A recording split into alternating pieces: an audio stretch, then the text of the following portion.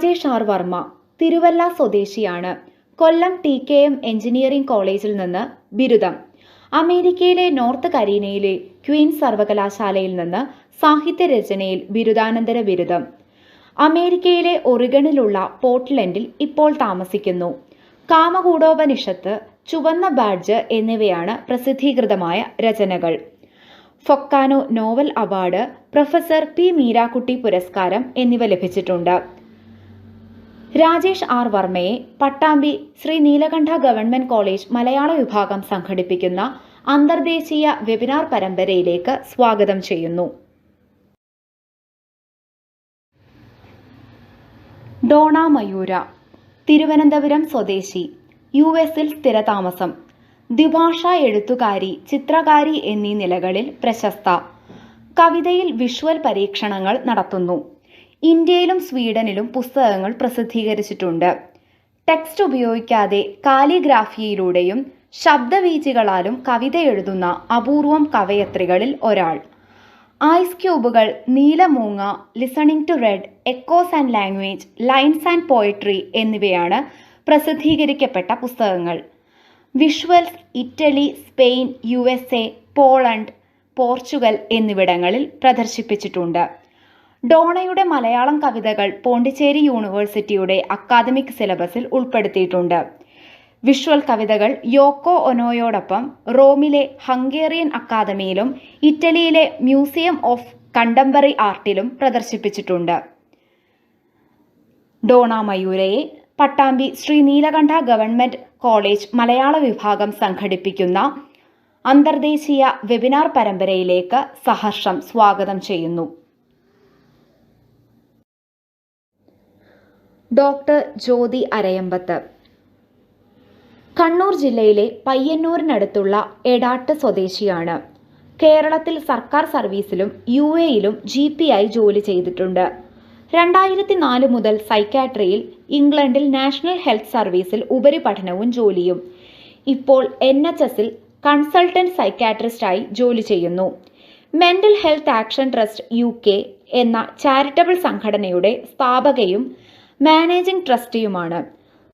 സൂചി മുഖിയിലൂടെ എഴുതി തുടങ്ങി. ആനുകാലികങ്ങളിലും എഴുതാറുണ്ട്. ജ്യോതി അരയമ്പത്തിനെ പട്ടാമ്പി ശ്രീ നീലകണ്ഠ ഗവൺമെന്റ് കോളേജ് മലയാള വിഭാഗം സംഘടിപ്പിക്കുന്ന അന്തർദേശീയ വെബിനാർ പരമ്പരയിലേക്ക് സ്വാഗതം ചെയ്യുന്നു. ജുനൈദ് അബൂബക്കർ, തിരുവല്ല സ്വദേശിയാണ്. ഇപ്പോൾ അയർലൻഡിൽ താമസിക്കുന്നു. പിൻബെഞ്ച്, പൊനോൻ ഗോംബെ, സഹറാവിയം, 7 Days in ലിച്ച്വാർഡ് ബാൺ, കേണൽ കന്നൻ എന്നിവയാണ് പ്രസിദ്ധീകൃതമായ രചനകൾ. പക എന്ന നോവൽ അടുത്തിടെ തന്നെ പ്രസിദ്ധീകരിക്കുന്നതായിരിക്കും. ജുനൈദിനെ പട്ടാമ്പി ശ്രീ നീലകണ്ഠ ഗവൺമെന്റ് കോളേജ് മലയാള വിഭാഗം സംഘടിപ്പിക്കുന്ന അന്തർദേശീയ വെബിനാർ പരമ്പരയിലേക്ക് സ്വാഗതം ചെയ്യുന്നു. ബെനില അംബിക, ഓസ്ട്രേലിയയിലെ മെൽബണിൽ 12 വർഷമായി താമസിക്കുന്നു. കോട്ടയം ജില്ലയിലെ കാക്കൂറാണ് സ്വദേശം. അന്തർമുഖിയുടെ ഭാവഗീതങ്ങൾ എന്ന പുസ്തകം 2017 പ്രസിദ്ധീകരിച്ചു. ഹോളോകോസ്റ്റ് സർവൈവർ പ്രൊജക്റ്റിൽ കേസ് മാനേജറായി ജോലി ചെയ്യുന്നു. ബെനില സോഷ്യൽ വർക്കറാണ്. എഴുത്ത്, വായന, യാത്രകൾ എന്നിവയാണ് ഇഷ്ടവിനോദം. ബെനില അംബികയെ പട്ടാമ്പി ശ്രീ നീലകണ്ഠ ഗവൺമെന്റ് കോളേജ് മലയാള വിഭാഗം സംഘടിപ്പിക്കുന്ന അന്തർദേശീയ വെബിനാർ പരമ്പരയിലേക്ക് സഹർഷം സ്വാഗതം ചെയ്യുന്നു.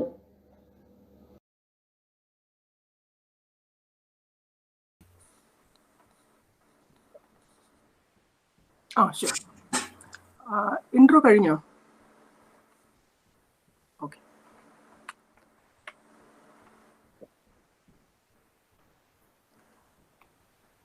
ഞാൻ അവിടെ നിന്നാണ്. ഞാൻ ഇവിടെ നിന്നാണ്. ഞാൻ അവിടെ ഇല്ല. ഞാൻ ഇവിടെ ഇല്ല. എനിക്ക് 2 പേരുകളുണ്ട്. അവ കണ്ടുമുട്ടുകയും വേർപിരിയുകയും ചെയ്യുന്നു. എനിക്ക് 2 ഭാഷകളുണ്ട്. ഞാൻ അവയിൽ ഏതിലാണ് സ്വപ്നം കാണുന്നതെന്ന് മറക്കുന്നു. മഹ്മൂദ് ദർവിഷിന്റെ കവിതയിൽ നിന്നുള്ള ഏതാനും വരികളാണ് ഇപ്പോൾ പറഞ്ഞത്.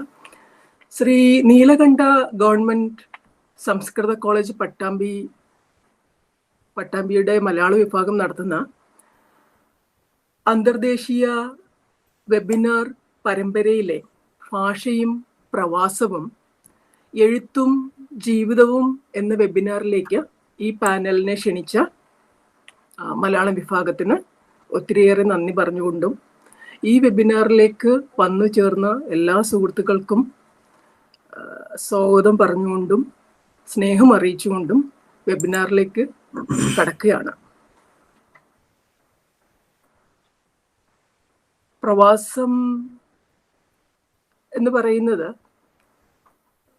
നമ്മൾ വീട് വിട്ട് ഒരു 5 കിലോമീറ്റർ അകലെ ഒരിടത്തേക്ക്, അത് ആശുപത്രി ആവട്ടെ, മറ്റൊരു സ്വന്തക്കാരുടെ വീട്ടിലേക്കാവട്ടെ, 2-3 ദിവസത്തേക്കോ 5 ദിവസത്തേക്കോ മാറി താമസിക്കുന്നതും, എറണാകുളത്ത് നിന്ന് തൃശ്ശൂരിലേക്ക് വന്ന് താമസിച്ച് അവിടെ ജോലി ചെയ്യുന്നതും, തിരുവനന്തപുരത്ത് നിന്ന് കോഴിക്കോട്ടേക്ക് പോയി താമസിച്ച് ജോലി ചെയ്യുന്നതും ഒക്കെ പ്രവാസമാണ്. അതുപോലെ തന്നെയാണ് കേരളത്തിൽ നിന്ന് ഗൾഫ് രാജ്യങ്ങളിലേക്ക് പോയി ജോലി ചെയ്യുന്നതും, ഇപ്പോൾ ഓസ്ട്രേലിയയിലായാലും യൂറോപ്പിലായാലും US പോയി പ്രവാസിയാവുന്നതും. അത് നമ്മുടെ ഒരു തെരഞ്ഞെടുപ്പിൻ പ്രകാരം നമ്മൾ പ്രവാസത്തിന് വിധേയപ്പെടുകയാണ്. ഈ പ്രവാസത്തിൻ്റെ ഏറ്റക്കുറച്ചിലുകൾ അതിൽ ഒന്ന്, നമുക്ക് തിരിച്ച് വീട്ടിലേക്ക് എത്താനുള്ള ദൂരമാണ്. ദൂരം കുറയുന്നു എന്ന് വെച്ചിട്ട് പ്രവാസത്തിൻ്റെ ആഴവും വ്യാപ്തിയും അനുഭവങ്ങളും കുറഞ്ഞിരിക്കണം എന്നൊന്നുമില്ല. നമ്മൾ കടന്നു പോകുന്ന മാനസിക സംഘർഷങ്ങളായാലും ജീവിതാനുഭവങ്ങളായാലും പ്രവാസത്തിൻ്റെതായി തന്നെ നമുക്ക് അനുഭവിക്കാൻ കഴിയാറുണ്ട്. പിന്നെ നമ്മൾ പ്രവാസത്തിന് വിധേയപ്പെടുന്ന ആ രാജ്യത്തിൻ്റെ നിയമവ്യവസ്ഥകൾ, അവിടെ നിലനിൽക്കുന്ന സാംസ്കാരികമായിട്ടുള്ള കാര്യങ്ങൾ, അതും നമ്മുടെ പ്രവാസത്തെ വളരെയധികം സ്വാധീനിക്കുകയോ നിരുത്സാഹപ്പെടുത്തുകയോ ഒക്കെ ചെയ്യാറുണ്ട്. അപ്പൊ ഇങ്ങനെ ഒരു പ്രവാസം എന്ന് പറയുന്നത് ഒരു ഗ്ലോബൽ ആയിട്ട് ഒരു വിശാലമായ ഒരു മാപ്പിൽ കാണേണ്ടുന്ന അവസ്ഥ തന്നെയാണ് അല്ലെ, നമ്മൾ തിരഞ്ഞെടുക്കുന്ന ഒരവസ്ഥയാണ്.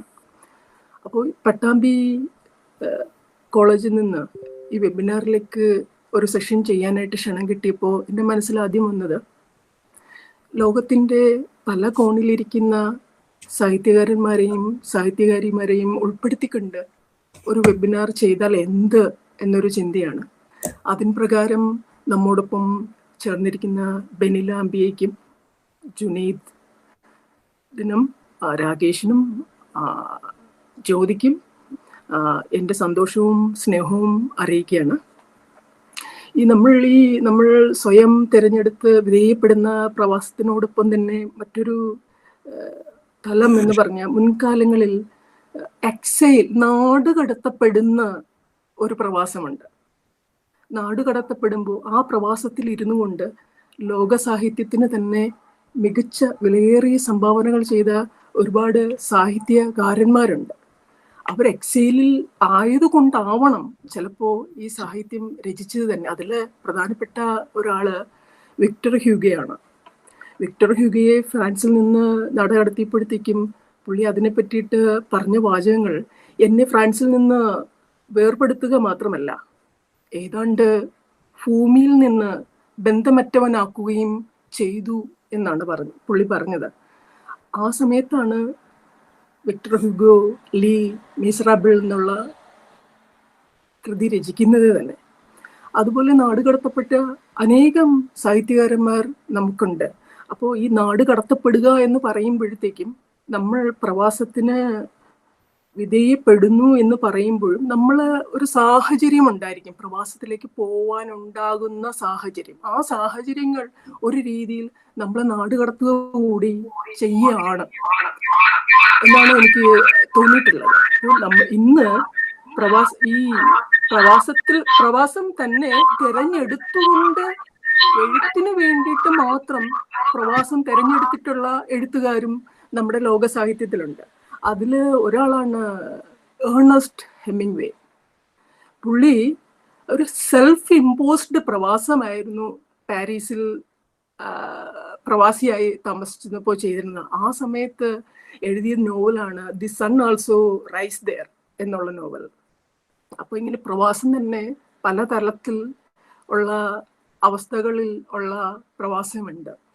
അപ്പോ ഇന്ന് നമ്മുടെ കൂടെയുള്ള പാനലിലുള്ള സുഹൃത്തുക്കള് ഓസ്ട്രേലിയയിൽ നിന്നുണ്ട്, യൂറോപ്പിൽ നിന്നുണ്ട്, അമേരിക്കയിൽ നിന്നുണ്ട്.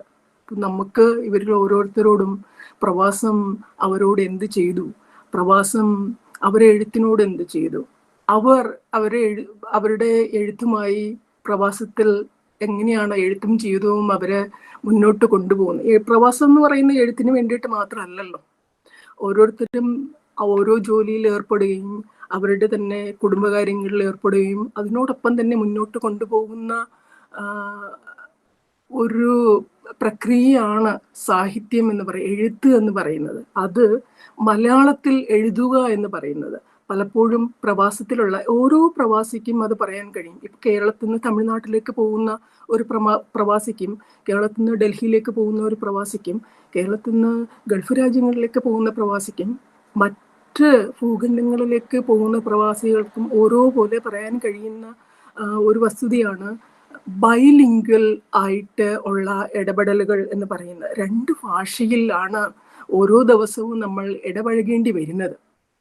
ജോലി സ്ഥലത്ത് ഒരു ഭാഷയായിരിക്കും, ചിലപ്പോൾ വീട്ടിൽ കുട്ടികളൊക്കെ ഉള്ളവരാണെങ്കിൽ മനസ്സിലാവും അവരുടെ ഭാഷ, അവർ താമസിക്കുന്ന രാജ്യത്തെ ഭാഷയായിരിക്കും അവർ കൂടുതൽ ഉപയോഗത്തിൽ വരുത്തുക, സംസാരത്തിൽ വരുത്തുക എന്നുള്ളത്. അപ്പൊ അതിനിടയിൽ നിന്നുകൊണ്ടും മലയാളത്തിൽ എഴുതുക എന്നുള്ളത്, ആ പ്രക്രിയ, ആ പിക്ക് ആൻഡ് ചൂസ് എന്നുള്ളത്. ഇപ്പൊ ഇംഗ്ലീഷ് എന്ന് പറയുന്ന ഭാഷ നമുക്കറിയാം, ആ ഭാഷയ്ക്ക് ഒരുപാട് വായനക്കാരുണ്ട്. എങ്കിലും നമ്മളെ മലയാളം എന്നൊരു ഭാഷ തിരഞ്ഞെടുത്ത് ലോകത്തിന്റെ വിവിധ കോണുകളിൽ നിന്ന് എഴുതുകയാണ്. അപ്പോൾ അതിലേക്ക് ഞാൻ ആദ്യം ആ അനുഭവം പങ്കുവെക്കാൻ ബെനില അംബികയെ സെഷനിലേക്ക് ക്ഷണിക്കുകയാണ്. ബെനില അംബികയുടെ കവിതാ സമാഹാരം അന്തർമുഖിയുടെ ഭാവഗീതങ്ങൾ എന്ന കവിതാ സമാഹാരം ഒരു സ്ത്രീയുടെ എല്ലാ മാനസികാവസ്ഥയിൽ കൂടെയും കടന്നു പോകുന്ന കവിതകൾ ഉൾക്കൊള്ളുന്ന സമാഹാരമാണ്. ബെന്നിലാംബികയെ പ്രവാസത്തിൽ ഇരുന്നു കൊണ്ടാണ് ഈ കവിതകളൊക്കെ എഴുതിയത്. ബെന്നില സംസാരിക്കുമല്ലോ. ഹലോ, എല്ലാവർക്കും നമസ്കാരം. ഞാൻ ഓസ്ട്രേലിയയിലെ മെൽബണിലാണ് 12 വർഷത്തോളമായി ഇവിടെ കുടുംബസമേതം താമസിക്കുന്നു. എൻ്റെ എഴുത്ത് ചെറുപ്പം മുതൽ തുടങ്ങിയിട്ടുള്ളതാണ്. അത് കുറെ നാളത് നിന്നു. പിന്നെ രണ്ടാമത് ഞാൻ ഇവിടെ വന്ന് ഓസ്ട്രേലിയയിൽ താമസം തുടങ്ങിയതിന് ശേഷമാണ് എഴുത്ത് ആരംഭിക്കുന്നത്. എഴുത്ത് എന്ന് പറഞ്ഞാല് നാട്ടിൽ നിന്ന് വിട്ടു പോകുന്നതിന്റെ ഒരു ഏകാന്തതയും അന്യതാബോധവും ഒക്കെ വല്ലാണ്ട് അഫക്റ്റ് ചെയ്ത ഒരു സമയത്താണ് രണ്ടാമത് എഴുത്ത് തുടങ്ങിയത്. അതൊരു പക്ഷെ സ്റ്റാർട്ട് ചെയ്തത് എനിക്ക് തോന്നുന്നു ഒരു വിഷാദത്തോടു കൂടിയാണെന്ന് തോന്നുന്നു. എപ്പോഴും ചിന്തിക്കുന്ന ഒരു കാര്യം എന്ന് പറഞ്ഞാല് എഴുതാനുള്ള സമയം എങ്ങനെ കണ്ടെത്തുക എന്നുള്ളതായിരുന്നു എൻ്റെ ഏറ്റവും വലിയ പ്രശ്നം. എനിക്ക് 2 ചെറിയ കുട്ടികളാണുള്ളത്. ഒരാൾക്ക് 10 വയസ്സും ഒരാൾക്ക് 8 വയസ്സും ഉണ്ട്. അപ്പം കുട്ടികളുടെ ഇടയിലൂടെയാണ് എങ്ങനെ ജോലിയുണ്ട്, എങ്ങനെ എഴുതാം എന്നുള്ള ഒരു വലിയ പ്രതിസന്ധി നേരിട്ടിട്ടുണ്ട് എനിക്ക്. അത് മാത്രല്ല, നമ്മൾ പ്രവാസത്തിലേക്ക് മൂവ് ചെയ്യുന്നത് എന്തിനാണെന്ന് ഡോണ പറഞ്ഞു. ബെറ്റർ ജോലി, ക്വാളിറ്റി ഓഫ് ലൈഫ്, ഇങ്ങനെയുള്ളതെല്ലാം തേടിയിട്ടാണ് പ്രവാസത്തിലേക്ക് കടന്നത്. അപ്പോൾ ഇവിടെ വരുമ്പോൾ നമ്മൾ മെയിനായിട്ട് നമ്മുടെ ജോലി വളരെ കാര്യമായിട്ട് ശ്രദ്ധിക്കേണ്ടി വന്നിട്ടുണ്ട്. അപ്പോൾ ജോലിക്ക് വേണ്ടിയിട്ട് സമയം കണ്ടെത്തണം, ഫാമിലി ലൈഫ്, പിന്നെ അതിനിടയിലാണ് എഴുത്ത്. അപ്പം ഇതിനു വേണ്ടിയിട്ട് രാത്രി 10 മണിക്ക് ശേഷവും 11 മണിക്ക് ശേഷവും എല്ലാം ഇരുന്ന് എഴുതിയിട്ടുണ്ട്. അത് മാത്രമല്ല, ഇതിനോടൊപ്പം തന്നെ മലയാളം, അതായത് ബൈലിംഗ്വൽ ആയിട്ട് 2 ലാംഗ്വേജ് കൈകാര്യം ചെയ്യുമ്പം എവിടെയൊക്കെയോ മലയാള ഭാഷ നഷ്ടപ്പെട്ടു പോയിട്ടുണ്ടെന്ന് തോന്നിയിട്ടുണ്ട്. അതിന് പ്രധാനപ്പെട്ട ഒരു കാരണം പറയുകയാണെങ്കിൽ, ഞാൻ ഓർക്കുന്ന കുറെ കാലം മെയിൻ സ്ട്രീമിൽ നിന്നും മാറി നിന്നു. അതായത് മലയാളം വളരെ പരിമിതമായിട്ടാണ് ഉപയോഗിച്ചിരുന്നത്. ഒന്നുകിൽ ഹസ്ബൻഡ്, കുട്ടികള്, പിന്നെ പുറത്ത് ജോലിക്ക് കമ്മ്യൂണിക്കേറ്റ് ചെയ്യുമ്പോൾ ഡിഫറെന്റ് ആയിട്ടുള്ള ലാംഗ്വേജ്, അതാണ് ഇംഗ്ലീഷാണ് നമ്മൾ ഉപയോഗിക്കുന്നത്. അങ്ങനെ വന്നപ്പം മലയാളം കുറച്ച് സ്ലോ ആയി. പിന്നെ നാട്ടിൽ നിന്നും ബുക്കുകൾ വരുത്തി അങ്ങനെയൊക്കെ വായിച്ച് പിന്നെ രണ്ടാമത് റീസ്റ്റാർട്ട് ചെയ്യുകയാണ് ചെയ്തത്. അതോടൊപ്പം തന്നെ സോഷ്യൽ മീഡിയ ഒരു 2009-2010 ഒക്കെ ആയപ്പോഴത്തേക്കും സോഷ്യൽ മീഡിയയിൽ എല്ലാവരും എഴുതുന്നത് കണ്ടു. അപ്പം ലൈവായിട്ടുള്ള അന്നന്നത്തെ കാര്യങ്ങൾ നമുക്കും കൂടുതൽ അറിയാനും പുതിയ ലാംഗ്വേജുകൾ എന്താണെന്ന് ആളുകൾ ഉപയോഗിക്കുന്നതെന്ന് മനസ്സിലാക്കാനും സാധിച്ചു. അങ്ങനെയൊക്കെയാണ് രണ്ടാമതൊരു എഴുത്ത് ഞാൻ തുടങ്ങിയത്. പിന്നെ ഒരു ഓസ്ട്രേലിയൻ പ്രവാസി എന്ന നിലയിൽ ഞാൻ തോന്നുന്നു എന്നിൽ നിക്ഷിപ്തമായിരിക്കുന്ന കടമ എന്ന് പറയുന്നത് ഒരു വലുതാണെന്ന് എനിക്ക് തോന്നുകയാണ്. കാരണം ഓസ്ട്രേലിയൻ ഒരു ജീവിതത്തെ പറ്റിയോ അല്ലെങ്കിൽ ഒരു റിയൽ ലൈഫിനെ പറ്റി, മലയാളികളുടെ ഒരു ജീവിതത്തെ പറ്റിയൊന്നും ഒരു നല്ല ഒരു ബുക്കോ അല്ലെങ്കിൽ എന്താണ് ഇവിടുത്തെ ജീവിതാനുഭവം എന്നതിനെ പറ്റി ആരും എഴുതിയിട്ടില്ല. അപ്പൊ ശരിക്കും ആഴത്തിൽ ചിന്തിക്കുമ്പോൾ നമ്മുടെ മലയാളി എന്ന നിലയിൽ എൻ്റെ ഒരു കടമയാണ് എന്താണ് ഇവിടെ, എന്താണ് ഓസ്ട്രേലിയ, എന്താണ് ഓസ്ട്രേലിയൻ മലയാളി എന്നുള്ളത് മറ്റുള്ളവരെ അറിയിക്കുക എന്നത്. പിന്നെ വേറെ ഭാഷ, അതായത് ഒരു ഭാഷയെ പറ്റി പറയുകയാണെങ്കിൽ ഇപ്പൊ കുട്ടികളുടെ ഇടയിൽ നമ്മൾ മലയാളം സംസാരിക്കുന്നുണ്ട്. പക്ഷെ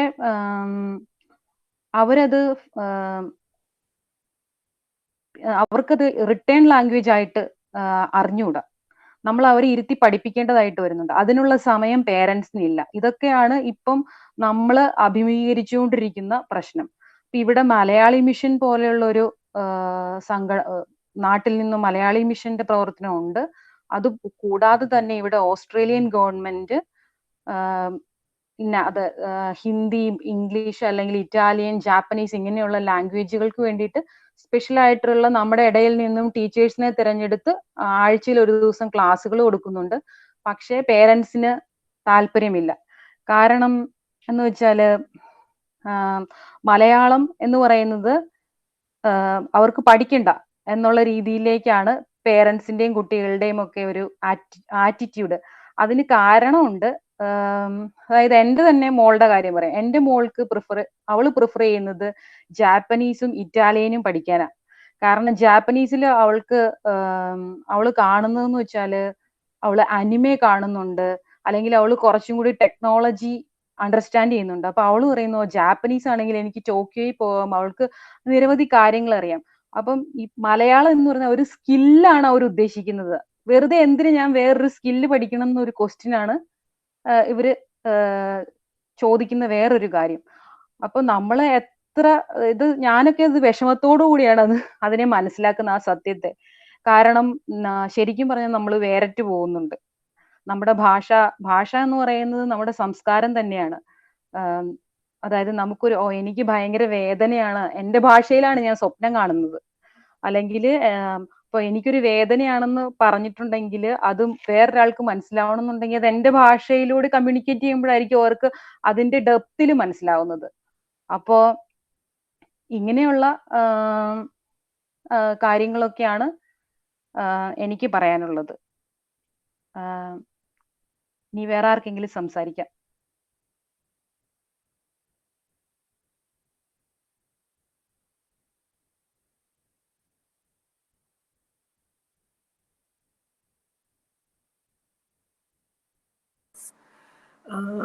രാജേഷ് വർമ്മീനെ പാനലിലേക്ക് സംസാരിക്കാൻ ക്ഷണിക്കുകയാണ്. രാജേഷ് കഥയും നോവലും എഴുതുന്ന സാഹിത്യകാരനാണ്. കഥയും നോവലും മാത്രമല്ല കവിതയും എഴുതുന്ന ആളാണ്. അമേരിക്കയിൽ ഇരുന്നു കൊണ്ട് തന്നെ സാഹിത്യരചന നടത്തുന്നു എന്നതിലുപരി ഇത്രമാത്രം മലയാള സാഹിത്യത്തിൽ കമ്മിറ്റഡ് ആയിട്ട് ഉള്ള ഒരാളെ ഞാൻ വേറെ കണ്ടിട്ടില്ല. അതിന് പ്രധാന കാരണം സാഹിത്യത്തോടുള്ള താല്പര്യം കാരണം രാജേഷ് വർമ്മ സാഹിത്യത്തിലാണ് ബിരുദാനന്തര ബിരുദം എടുത്തിട്ടുള്ളത്. അത്രയും നമ്മളൊക്കെ പലപ്പോഴും ഞാനുൾപ്പെടെ ജീവിതത്തിൻ്റെ മറ്റു കാര്യങ്ങളിൽ നിന്ന് സമയം കണ്ടെത്തി എന്തെങ്കിലും എഴുതാനോ അതിനെ പ്രസിദ്ധീകരിപ്പിക്കാനോ അല്ലെങ്കിൽ വായനക്കാരുടെ ഇടയിലേക്ക് പബ്ലിഷ് ചെയ്യാനോ ഒക്കെ ഒരു ശ്രമം നടത്താറേ ഉള്ളൂ. പക്ഷെ ഇതുപോലെ കമ്മിറ്റഡ് ആയിട്ട് സാഹിത്യത്തിന് വേണ്ടി ഇരിക്കുന്ന ഒരാള് മറ്റൊരാള്, എനിക്ക് ഉദാഹരണം പറയാൻ ഇപ്പോൾ എൻ്റെ മുന്നിൽ ഇല്ല. രാജേഷിൻ്റെ കൃതികള് കാമകൂടോപനിഷത്ത് DC ബുക്സ് ഇറക്കിയതാണ്. പിന്നെ ചിന്ത പബ്ലിഷേഴ്സ് ഒരു നോവൽ ഇറക്കിയിട്ടുണ്ട്. രാജേഷിൻ്റെ എഴുത്തും ജീവിതവും അനുഭവങ്ങളും പങ്കുവയ്ക്കാൻ രാജേഷ് ഇപ്പോൾ നമ്മളോടൊപ്പം ചെയ്യുന്നു. രാജേഷ്, നമസ്കാരം.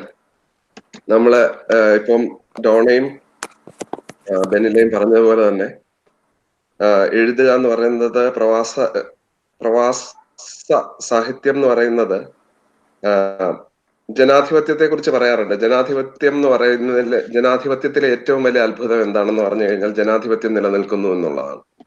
അതുപോലെ പ്രവാസത്തിനെ സംബന്ധിച്ചിടത്തോളം, പ്രവാസ സാഹിത്യത്തെ സംബന്ധിച്ചിടത്തോളം ഏറ്റവും വലിയൊരു അത്ഭുതം പ്രവാസിക്ക് എഴുതാൻ പറ്റുന്നു എന്നുള്ളതാണ്. അത്ര വ്യത്യസ്തമായിട്ടുള്ള അനുഭവങ്ങളിൽ കൂടെ കടന്നു പോകുമ്പോഴാണ്. ഞാൻ സാഹിത്യരചന പഠിക്കാൻ പോയതിനെ കുറിച്ച് ഡോണ പറഞ്ഞല്ലോ. അത് ശരിക്കും പറയുകയാണെങ്കിൽ സാഹിത്യം എഴുതുന്നതിന് എന്നെ തന്നെ കമ്മിറ്റ് ചെയ്യാൻ വേണ്ടിയിട്ട് ഞാൻ ചെയ്ത ഒരു തന്ത്രം എന്നുള്ളതേ ഉള്ളൂ. അല്ലാതെ ഞാൻ ഒരുപാട് സമയം ഇതിനു വേണ്ടിയിട്ട് ചെലവാക്കുന്നൊന്നുമില്ല. ചെലവാക്കാൻ കഴിയും എന്നുള്ള പ്രതീക്ഷയില് ഞാൻ സാഹിത്യത്തിലേക്ക് തിരിച്ചു വരാനുള്ള ശ്രമത്തിന്റെ ഭാഗമായിട്ട് ചെയ്ത ഒരു കാര്യമാണ്. ഞാനൊരു അനുഭവത്തിൽ നിന്ന് ഞാൻ പ്രവാസിയുടെ എഴുത്തിനെ കുറിച്ച് വേറെയും സെഷനുകൾ നടന്നിട്ടുണ്ടെന്ന് എനിക്കറിയാം.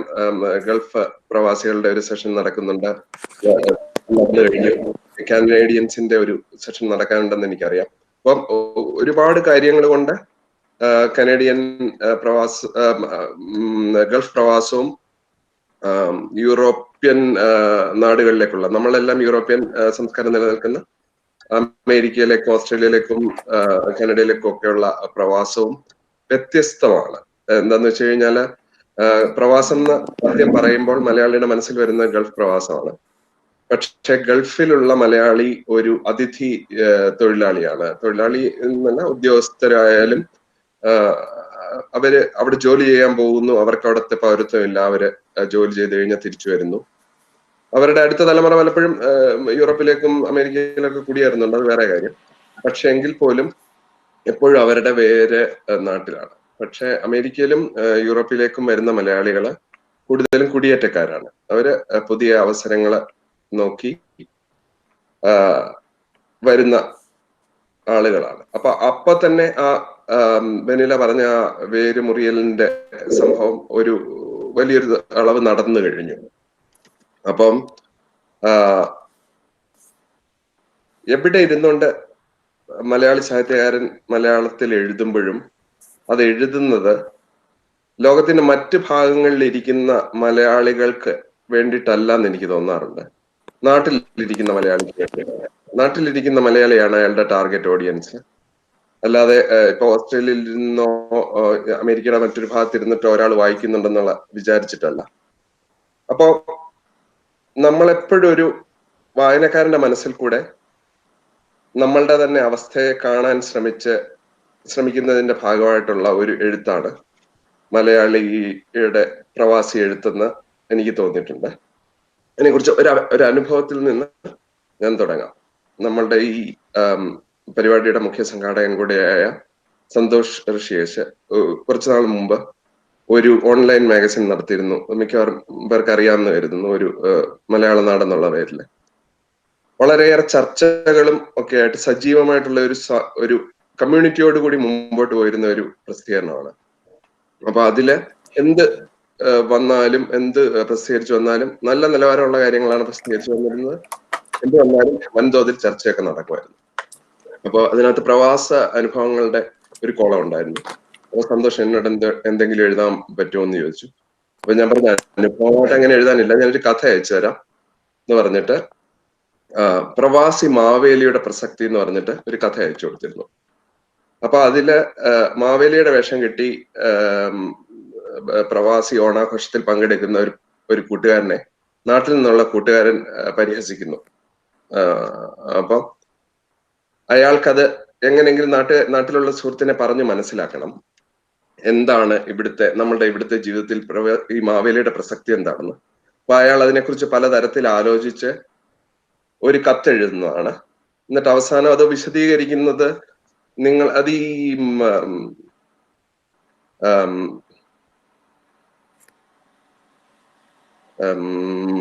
റിയാലിറ്റി ഷോകൾ ഒക്കെ നടക്കുന്ന സമയമാണ് കേരളത്തില്. ഇങ്ങനെ രഞ്ജിനി ഹരിദാസ്, സോറി പേര് മറന്നുപോയി, രഞ്ജിനി ഹരിദാസിന്റെ കാലമാണ്. അപ്പൊ രഞ്ജിനി ഹരിദാസ് എന്ന് പറയുന്നത് നിങ്ങളെ സംബന്ധിച്ചിടത്തോളം എത്ര പ്രാധാന്യമുള്ള ഒരു ബിംബമാണോ അത്രയും തന്നെ പ്രധാനമാണ് ഞങ്ങൾക്ക് മാവേലി എന്ന് പറഞ്ഞ് വിശദീകരിക്കാൻ കഴിയുന്ന ഒരു ഇതായിരുന്നു. ആരും അത് വായിച്ചിട്ട് പ്രതികരിച്ചില്ല എന്നുള്ളത് ഒരു വളരെ രസകരമായിട്ടുള്ള ഒരു അനുഭവമായിട്ട് തോന്നി. കുറച്ചു കാലം കഴിഞ്ഞിട്ട് അത് കലാകൗമുദിയെ പ്രസിദ്ധീകരിച്ചു വന്നു. അപ്പോഴും ആരും പ്രത്യേകിച്ച് അതൊരു അതിനെക്കുറിച്ചൊരു ചർച്ചയൊന്നും ഉണ്ടായില്ല. അതിന് വളരെ ലളിതമായിട്ടുള്ള ഒരു വിശദീകരണം ഉണ്ട്. എനിക്ക് കഥ എഴുതാൻ അറിയാൻ വയ്യ, അതൊരു മോശപ്പെട്ട കഥ ആയതുകൊണ്ടാണ് അത് ചർച്ച ചെയ്യപ്പെടാത്തത് എന്നൊരു വിശദീകരണം ഉണ്ട്. എന്നാൽ അതുപോലെ തന്നെ വേറൊരു കഥ, അത് ആരും മരിക്കാത്ത വീടുകൾ എന്നാണ് ഈ കഥയുടെ പേര്. ഇതും കലാകൗമുദിയിൽ തന്നെയാണ് പ്രസിദ്ധീകരിച്ചു വന്നത്. അപ്പൊ അതില് എന്താണെന്ന് വെച്ചാൽ മരണത്തിനെ ഭയപ്പെടുന്ന ഒരു പ്രവാസി അമേരിക്കയുടെ ഏതോ ഒരു ഭാഗത്ത്, അയാള് സ്വന്തം അമ്മ മരിച്ചിട്ട് പോലും നാട്ടിൽ പോകാൻ തയ്യാറാവുന്നില്ല, മരണത്തെ അഭിമുഖീകരിക്കാനുള്ള ഭയം കൊണ്ട്. ആ പ്രവാസി മരണത്തിൽ നിന്നുള്ള ഒരു രക്ഷാമാർഗമായിട്ടാണ് അയാൾ പ്രവാസത്തിനെ കാണുന്നത്. ഇവിടെ ആരും മരിക്കുന്നില്ല, നമുക്കറിയുന്ന ആളുകൾ ആരും, പ്രായമായവരെല്ലാം നാട്ടിലൊക്കെയാണ്. അപ്പം അതിൽ നിന്ന് അയാൾ പിന്നെ പ്രായമായിട്ട് അയാളുടെ സ്വന്തം മരണത്തെ വാർദ്ധക്യത്തെ അഭിമുഖീകരിക്കേണ്ടി വരുന്ന ഒരു അവസരത്തെ കുറിച്ചുള്ള ഒരു കഥയാണ്. ഈ കഥ പക്ഷേ ശ്രദ്ധിക്കപ്പെട്ടു, വായനക്കാരുടെ കത്തുകളിൽ ചർച്ച ഉണ്ടായി. 2 ചെറുകഥാ പുരസ്കാരങ്ങൾ ഈ കഥയ്ക്ക് കിട്ടി. അപ്പോ ഞാൻ ആലോചിച്ചു നോക്കി എന്തുകൊണ്ടായിരിക്കും ഇത് 2 കഥകൾക്ക് ഇത്ര വ്യത്യസ്തമായിട്ടുള്ള 2 പ്രതികരണങ്ങൾ കിട്ടിയതെന്ന്. അപ്പം 2 യാഥാർത്ഥ്യങ്ങൾ ഏറ്റുമുട്ടുമ്പോൾ അതിലെ മനുഷ്യ മനസ്സിന് സാധാരണഗതിയിൽ ഒന്നിനെ സ്വീകരിക്കാൻ പറ്റുള്ളൂ.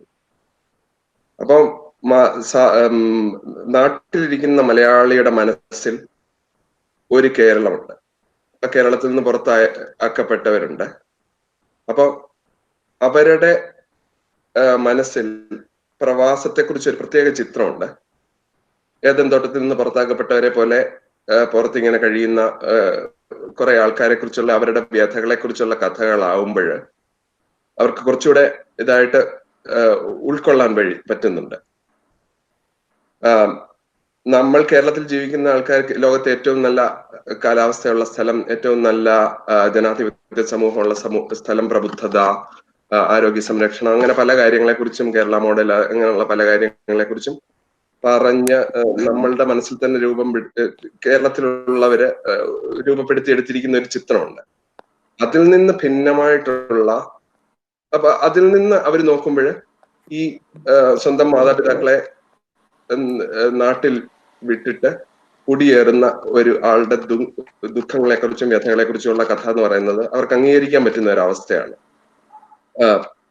അത് തീർച്ചയായിട്ടും നമ്മളുടെ മലയാളി യാഥാർത്ഥ്യത്തിന്റെ, പ്രവാസി യാഥാർത്ഥ്യത്തിന്റെ ഒരു സത്യമാണ്.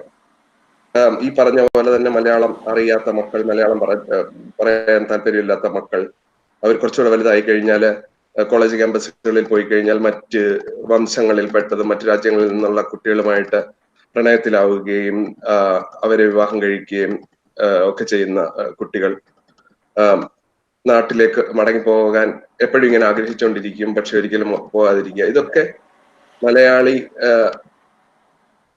സ്വത്വത്തിന്റെ, പ്രവാസി സ്വത്വത്തിന്റെ ഭാഗമാണ്. സ്വന്തം ഭാഷ സംസാരിക്കാത്ത അയൽക്കാര്, സഹപ്രവർത്തകര് എല്ലാവരുമായിട്ടും പൂർണ്ണമായിട്ട് അങ്ങ് ആശയവിനിമയം സാധ്യമാവുന്നില്ല എന്നുള്ള തോന്നല്, പലതരത്തിലുള്ള വംശവിവേചനത്തിന്റെ പല രൂപങ്ങള്, ഭീകരമായിട്ടുള്ള ഒന്നും ആവണം എന്നില്ല, പക്ഷെ അത് വളരെ നിശബ്ദമായിട്ടുള്ള രീതിയിലും ഒക്കെ പലതരത്തിലും നടക്കുന്നത്.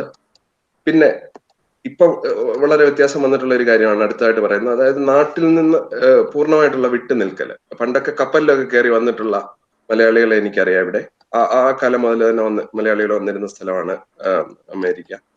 അപ്പം അവര് വർഷങ്ങൾക്ക് ശേഷമാണ് നാട്ടിൽ നിന്നുള്ള വാർത്തകളൊക്കെ എത്തിയിരുന്നതൊക്കെ. അക്കാലമൊക്കെ മാറിയിട്ടുണ്ട്. ഇപ്പം ഏത് സമയത്ത് വേണമെങ്കിൽ നമുക്ക് അവിടുത്തെ ന്യൂസും അവിടുത്തെ കാര്യങ്ങളൊക്കെ കാണാൻ പറ്റും. അപ്പൊ കുറെ കാര്യങ്ങളൊക്കെ കാണാൻ പറ്റുമെങ്കിൽ പോലും നാട്ടിൽ നിൽക്കുന്ന പോലത്തെ അവസ്ഥയല്ല. എന്നാൽ ഒട്ട് അമേരിക്കക്കാരനായിട്ടുമില്ല. ഇവിടെ നടക്കുന്ന എല്ലാ കാര്യങ്ങളും ഒന്നും പൂർണ്ണമായിട്ട് അറിയുന്നില്ല, എഴുത്തുകാർ അറിയുന്നത് പോലെ. എന്നാൽ ഉള്ളിൽ വിചാരമുണ്ട്, നമ്മള് ഇട്ടിട്ട് പോകുന്ന മലയാളമാണ് ശരിക്കുള്ള മലയാളം. അത് കഴിഞ്ഞിട്ട് അല്ലെങ്കിൽ കേരളം നമ്മൾ വിട്ടിട്ട് പോകുന്നതാണ്. അതിനുശേഷം അവിടെ നിന്ന ആളുകള് ഒരുപാട് മാറിപ്പോയി. അവര് ഒരുപാട് പാശ്ചാത്യവൽക്കരിക്കപ്പെട്ടു കഴിഞ്ഞു. ഞങ്ങൾ ഉള്ള കാലം ഒന്നും ഇങ്ങനെ ആയിരുന്നില്ല. അങ്ങനെയൊക്കെയുള്ള കുറെ വിചാരങ്ങളുണ്ട്. ഇതെല്ലാം ഉണ്ടായിരിക്കുന്ന സമയത്ത് തന്നെ ഡോണയും ബെന്നിലേയും പറഞ്ഞതുപോലെ വളരെ വ്യത്യസ്തമായിട്ടുള്ള ജോലി സാഹചര്യങ്ങളും ഒക്കെയുള്ള ഒരു ലോകം ആണ് പ്രവാസി മലയാളി അല്ലെങ്കിൽ അമേരിക്കയിലോ യൂറോപ്പിലോ ജീവിക്കുന്ന ഒരാള് അറിയുന്നത്. വളരെ തൊഴുത്തിൽ കുത്ത്, മറ്റ് പ്രശ്നങ്ങളൊക്കെ വളരെ കുറവുള്ള ജോലി സ്ഥലങ്ങള്, തൊഴിലില്ലായ്മ എന്ന് പറയുന്ന സാധനം വളരെ കുറവാണ്. ഏത് തരത്തിലുള്ള ആളുകൾക്കും ഏത് പ്രായത്തിലും ജോലി കിട്ടാനുള്ള സാധ്യത കൂടുതലാണ്. പിന്നെ ഭൗതികമായിട്ടുള്ള ഒരുപാട് സാഹചര്യങ്ങള്, വഴികള്, നല്ല പാർക്കുകള്, നല്ല അന്തരീക്ഷം, അങ്ങനെ ഒരുപാട് കാര്യങ്ങള് ഇതില് ഉണ്ട്. ഈ കാര്യങ്ങളെക്കുറിച്ചും ഇതെല്ലാം കൂടെ ചേർന്ന ഒരു സങ്കീർണമായിട്ടുള്ള ഒരു അവസ്ഥയാണ് നമ്മൾ ചിത്രീകരിക്കാൻ ശ്രമിക്കുന്നത്. പക്ഷെ അതിൽ ഞാൻ പറയാൻ ശ്രമിക്കുന്നത്, ഇതിൽ ചില പരിമിതമായ യാഥാർത്ഥ്യങ്ങൾ മാത്രമേ വായനക്കാർക്ക് അംഗീകരിക്കാൻ കഴിയുന്നുള്ളൂ. അവര് അതിൽ ചില കാര്യങ്ങളിൽ മാത്രമേ താല്പര്യമുള്ളവരായിട്ടുള്ളൂ.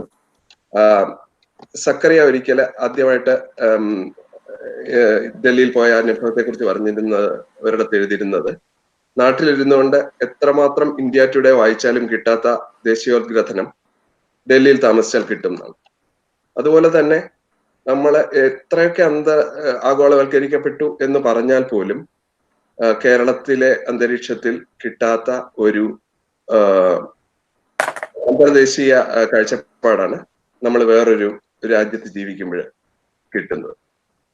അപ്പം നമ്മൾ ഈ വിദേശ സാഹചര്യങ്ങളെ കുറിച്ചും ഒക്കെ ഞാൻ ഇപ്പൊ ഈ സംസാരിക്കുമ്പോൾ തന്നെ എനിക്ക് ഒരു തരം അസ്വസ്ഥത ഉണ്ടാവുന്നുണ്ട്. എന്താന്ന് വെച്ച് കഴിഞ്ഞാല് ഈ സൗകര്യങ്ങൾ ഉള്ളതിന്റെ പേരിൽ നമ്മൾ അതില്ലാത്ത ഒരാളോട് സംസാരിക്കുന്നതിന്റെ ഒരു അസ്വസ്ഥത, ഇത് കേൾക്കുന്ന ഒരാൾക്കും നാട്ടിലിരുന്നുകൊണ്ട് ഇതൊരു പൊങ്ങച്ചം പറച്ചില് പോലെ അനുഭവപ്പെടാൻ സാധ്യതയുണ്ട്. ഇത് നമ്മൾ കഥയിലും ഒക്കെ കവിതയിലും ഒക്കെ പ്രസക്തമാണ്. അപ്പൊ മനസ്സതിനെ പ്രതിരോധിക്കുകയാണ്. അതായത് നമ്മൾ ഉണ്ടാക്കി വെച്ചിരുന്ന യാഥാർത്ഥ്യത്തിനെ വേറൊരാൾ മാറ്റാൻ ശ്രമിക്കുമ്പോൾ അതിനോട് ഒരു പ്രതികരിക്കുന്ന ഒരു രീതിയാണത്. രണ്ടാമതൊരു അനുഭവ കഥയും കൂടെ പറയാം. ഞങ്ങളുടെ കുടുംബം, ഞാനും ഭാര്യയും കുട്ടികളും നാട്ടിൽ കുറച്ചാൾ പോയി നിൽക്കാൻ തീരുമാനിച്ചു. അപ്പൊ ഇവിടുന്ന് പോകുമ്പോൾ ഞാൻ ഇവിടെയുള്ള സുഹൃത്തുക്കളോട് പറഞ്ഞപ്പം ഒരാള് പറഞ്ഞതാണ്, പോണം, അങ്ങനെ കുട്ടികൾക്ക് ഇവിടൊക്കെ കാണുന്ന സാധനങ്ങളുടെ ഒക്കെ വില അറിയണമെങ്കിൽ നാട്ടിൽ പോയി നിൽക്കണം കുറച്ച് നാള്, എന്നാലേ അറിയുള്ളൂ. അപ്പൊ അത് വളരെ കൗതുകകരമായിട്ട് തോന്നി. അത് കഴിഞ്ഞിട്ട് നാട്ടിൽ പോയിട്ട് ഒരു ബന്ധുവിനോട് സംസാരിച്ചപ്പോഴ് അവര് പറഞ്ഞത് അവർക്ക് പരിചയമുള്ള ഒരാളുടെ മോന്റെ കഥയാണ്. അയാൾ വിദേശത്ത് കുറച്ചാൾ നിന്ന് നോക്കി, ശരിയായില്ല, തിരിച്ച് നാട്ടിലേക്ക് വന്നു. അയാൾ പറഞ്ഞത് അവിടെ എല്ലാം ഉണ്ട്, പക്ഷെ സ്നേഹം മാത്രമില്ല എന്നുള്ള ഒരു പ്രസ്താവനയാണ്. അപ്പൊ ഈ രണ്ട് വിരുദ്ധ പ്രസ്താവനകൾക്ക് രണ്ട് യാഥാർത്ഥ്യങ്ങൾ ഇങ്ങനെ നിലനിൽക്കുകയാണ്. ഒന്ന്, മലയാളിയുടെ മനസ്സിൽ പ്രവാസത്തിനെ കുറിച്ചുള്ള ഒരു സങ്കടകരമായ ഒരു യാഥാർത്ഥ്യം. അതുപോലെ തന്നെ ഇവിടെ ഇരുന്നുകൊണ്ട് പ്രവാസി മലയാളി നാട്ടിലേക്ക് നോക്കുമ്പോൾ കാണുന്ന ഒരു സങ്കടകരമായിട്ടുള്ള ഒരു യാഥാർത്ഥ്യം. അങ്ങനെയുള്ള പല യാഥാർത്ഥ്യങ്ങൾ ചേർന്നിട്ടുള്ള ഒരു സങ്കീർണതയെ ആവിഷ്കരിക്കാൻ ശ്രമിക്കുകയാണ് പ്രവാസ സാഹിത്യം ചെയ്യുന്നത്. ഇപ്പൊ മലയാളത്തിൽ ഏറ്റവും പ്രശസ്തമായിട്ടുള്ള പ്രവാസ സാഹിത്യകൃതി ബെന്യാമിന്റെ ആടുജീവിതമാണ്. ആടുജീവിതത്തിനകത്തൊരു പ്രശസ്തമായിട്ടുള്ള വാചകം പറയുന്നുണ്ട്, അതായത് നമുക്കറിയാൻ വയ്യാത്ത ജീവിതങ്ങളെല്ലാം നമുക്ക് കെട്ടുകഥകളാണെന്ന്. അപ്പൊ അതുപോലെ ഈ കെട്ടുകഥകളെ എടുത്ത് അതിനെ അനുഭവങ്ങളാക്കി മാറ്റുക എന്നുള്ളതാണ് ഈ പ്രവാസിയുടെ സാഹിത്യത്തിന്റെ, പ്രത്യേകിച്ചും കഥയുടെ കാര്യമാണ് ഞാൻ പറയുന്നത്. കഥയെക്കുറിച്ചുള്ള സെമിനാർ ആണെന്നാണ് ഞാൻ ധരിച്ചിരിക്കുന്നത്.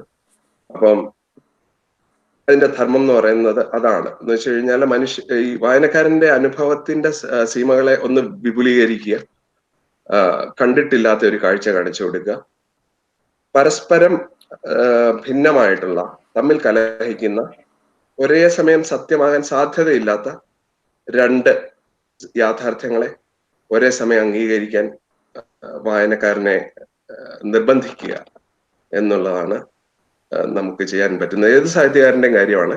അതിലെ പ്രവാസ സാഹിത്യത്തിനും അത് തന്നെയാണ് പങ്കെന്നാണ് എൻ്റെ അഭിപ്രായം. ഞാൻ അടുത്ത ആൾക്ക് സംസാരിക്കും.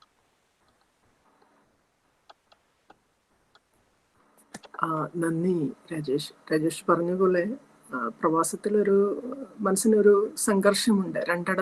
രണ്ടിടത്ത് പെട്ടുപോയ ഒരവസ്ഥയുണ്ട്. അത് ശാരീരികമായിട്ട് നമുക്കത് അനുഭവപ്പെടും, മാനസികമായിട്ടും നമുക്കത് അനുഭവപ്പെടും. അപ്പം ഞാൻ ഈ വെബിനാറുമായി ബന്ധപ്പെട്ട് ഇങ്ങനെ ആലോചിക്കുമ്പോൾ മുഹമ്മദ് ദാർവിഷിന്റെ കവിത ആദ്യം കോട്ട് ചെയ്തതിൻ്റെ ഒരു പ്രധാന കാരണവും അത് തന്നെയാണ്.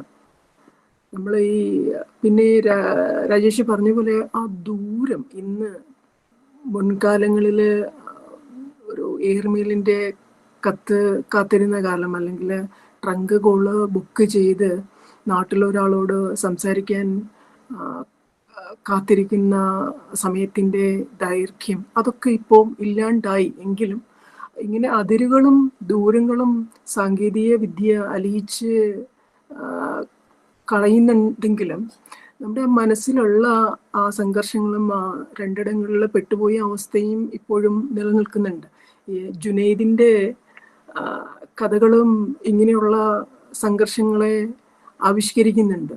അതുപോലെ അത് മാത്രമല്ല, ഒരു പ്രവാസി ആയിരുന്നത് കൊണ്ട് മാത്രമാവാം ചിലപ്പോൾ ജുനൈദ് പോനൻ ഗോംബെ പോലെയുള്ള നോവലുകൾ രചിക്കാനിടയായത്. അതുപോലെ സഹാറാവിയം പോലെ മറ്റൊരു നോവൽ രചിക്കാനിടയായത്. അത് പ്രവാസം എന്ന് പറയുന്നത് ഒരു മനുഷ്യന്റെ ഒരു ലോകത്തോടൊരു ബേർഡ്സ് ഐ വ്യൂ പോലെ ഒരു കാഴ്ചയെങ്കിലും ലോകത്തോട് എപ്പോഴും കരുതി വെക്കുന്ന ഒരാളാണ് പ്രവാസത്തിലുള്ള എഴുത്തുകാരെന്ന് എനിക്കെപ്പോഴും തോന്നിയിട്ടുണ്ട്.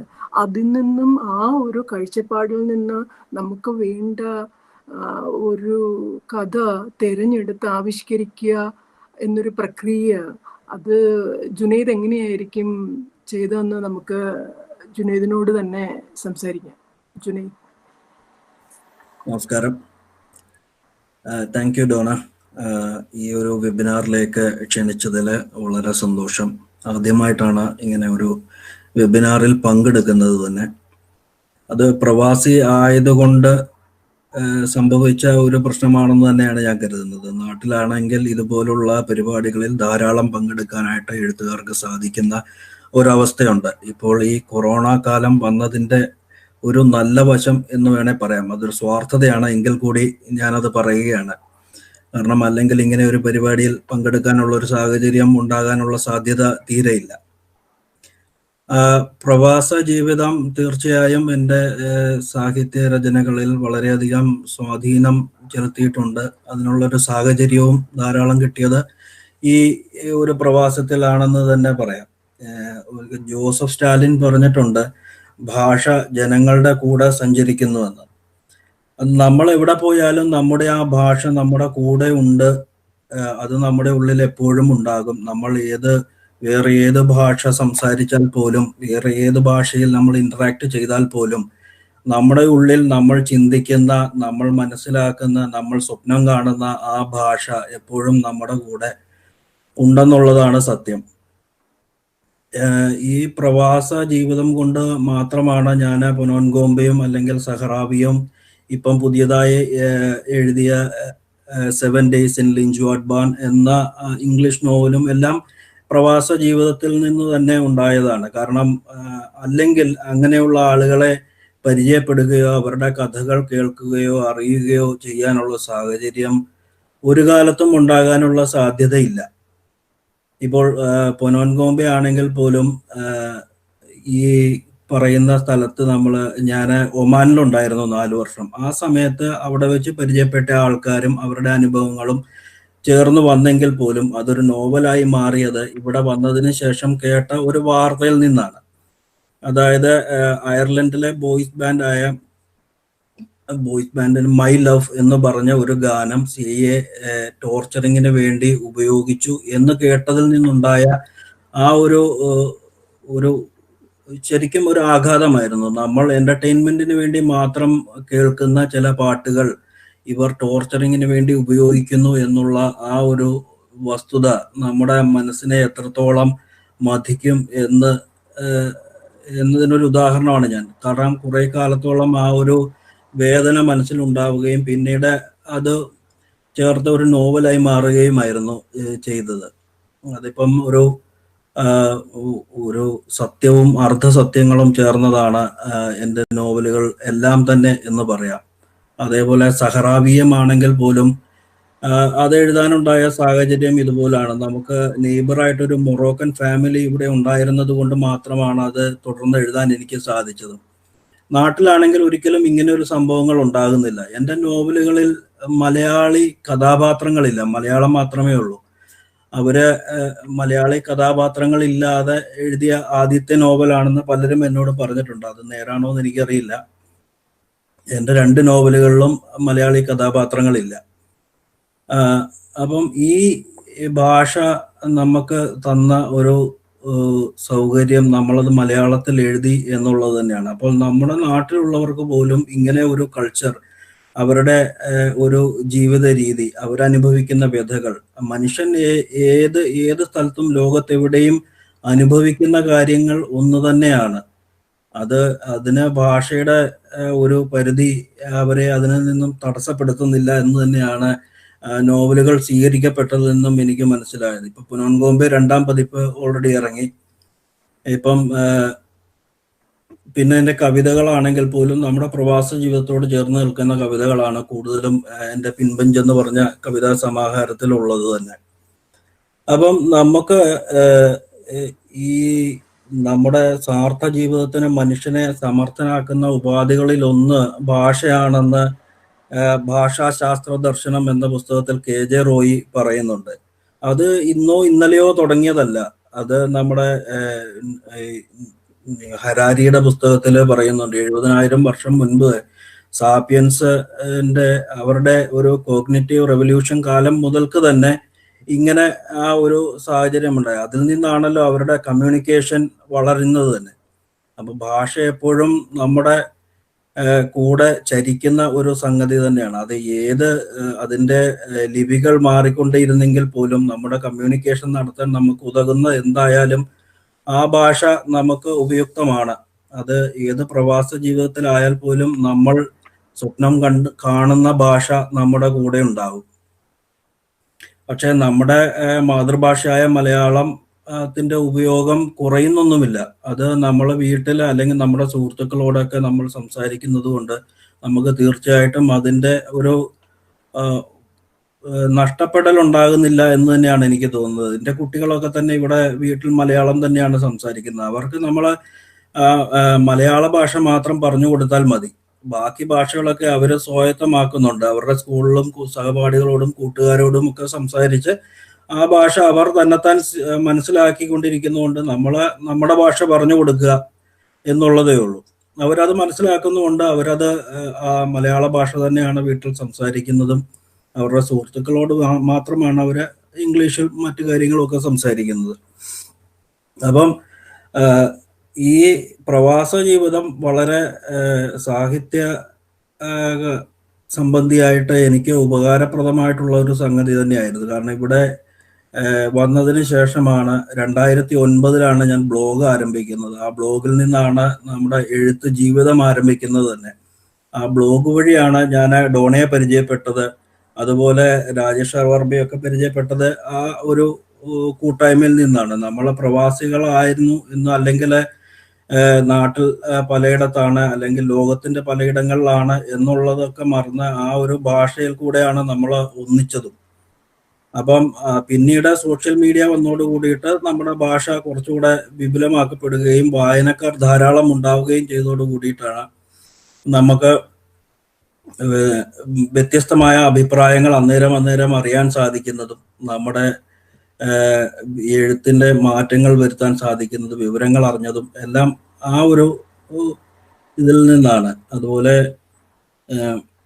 ഇന്നെ പറയുകയാണെങ്കിൽ ഈ പ്രവാസ ജീവിതത്തിൽ വന്നതിന് കൊണ്ട് ഞാൻ പാർട്ട് ടൈം ആയിട്ടാണ് ജോലി ചെയ്യുന്നത്. അപ്പോൾ സമയത്തിന് അങ്ങനെ ഒരു പ്രശ്നം ഉണ്ടായില്ല എന്ന് തന്നെ പറയാം. എഴുതാൻ ഉള്ള സാഹചര്യങ്ങളും സൗകര്യങ്ങളും കൂടുതലായി ലഭിച്ചത് ഇവിടെ ആയതുകൊണ്ടാണ് എന്ന് തന്നെയാണ് എനിക്ക് തോന്നുന്നത്. അപ്പൊ ഇത്രയൊക്കെയാണ് എൻ്റെ പ്രവാസ അനുഭവങ്ങളും എഴുത്തുമായിട്ട് ചേർന്ന് നിന്ന് പോകാൻ പറ്റുന്നത്. അപ്പൊ അടുത്ത ആളിലേക്ക് പോകാം.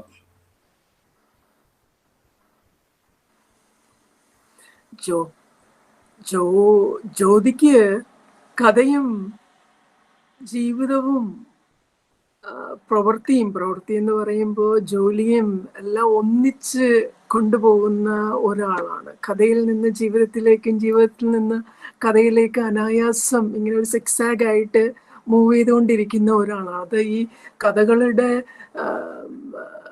കഥകൾ വായിക്കുമ്പോൾ തന്നെ, അല്ലെങ്കിൽ എഴുത്തില് കഥാജീവിതത്തില് ഒത്തിരിയേറെ വർഷങ്ങളായി തുടർന്ന് വരുന്ന രീതി തന്നെ നമുക്ക് നോക്കിയാൽ കാണാവുന്നതാണ്.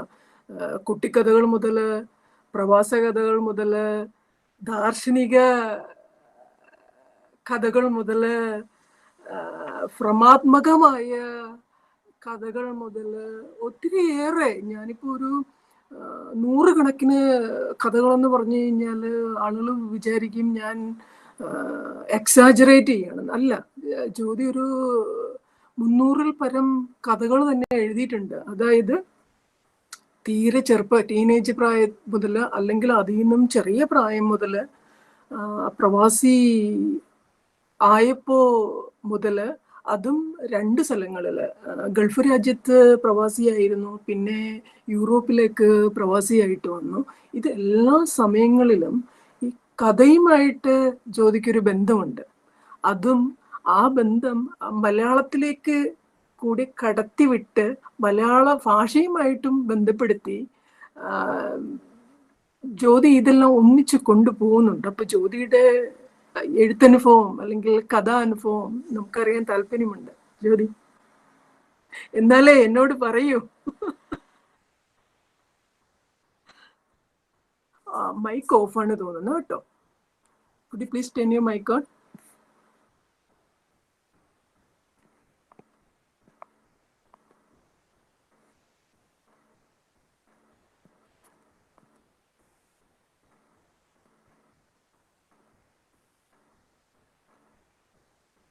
Mic, voice.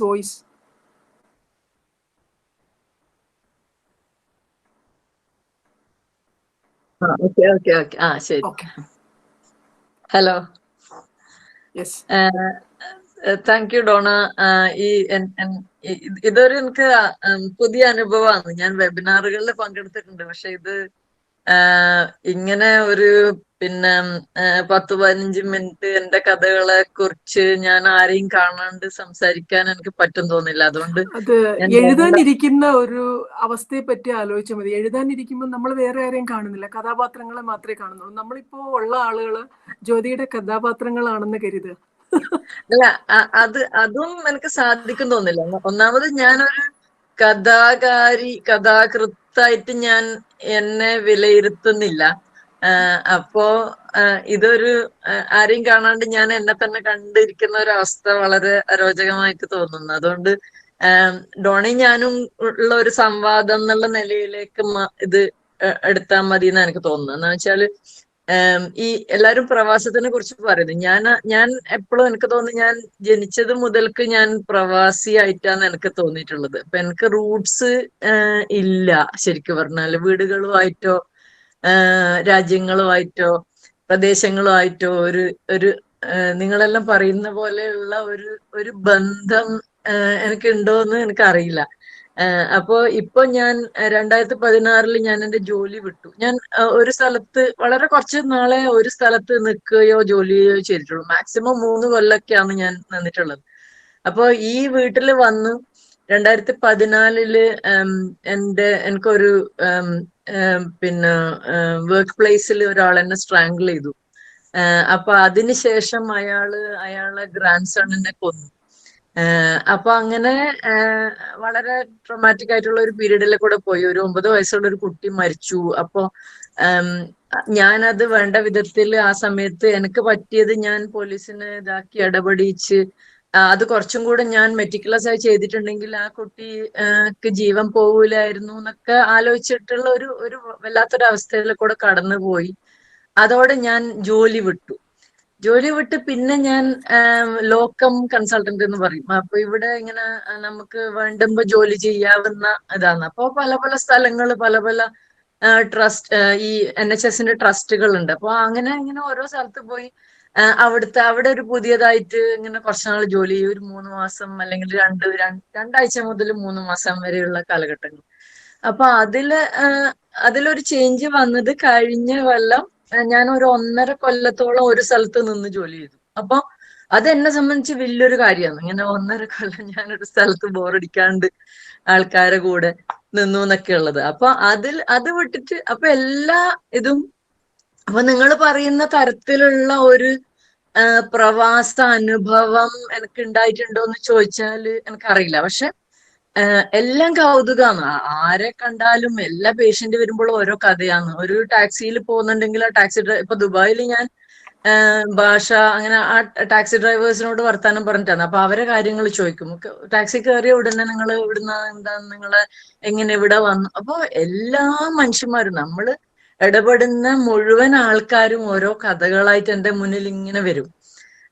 അപ്പോ പ്രവാസത്തിനെ കുറിച്ചിട്ട് ഇപ്പൊ ഞാൻ കംപ്ലീറ്റ്ലി ഈ പുറത്ത് വന്നിട്ട് എഴുതിയ കഥ എന്ന് പറയാ ഡോണ പറഞ്ഞതുപോലെ ഇങ്ങനെ ഒരു 322 കഥ 24 ഉണ്ടാവായിരിക്കും ചിലപ്പോ. അപ്പൊ അത്രയും കഥകളുണ്ട്. പക്ഷെ അതൊക്കെ ഓരോ കുറച്ച് കഥകൾ മാത്രമേ ഇങ്ങനെ വൃത്തിയാക്കി വെച്ചിട്ടുള്ളൂ. ബാക്കിയെല്ലാം ഓരോ കടലാസ് കഷ്ണെങ്കിൽ വെഡിങ് ഇൻവിറ്റേഷന്റെ പിറകില്.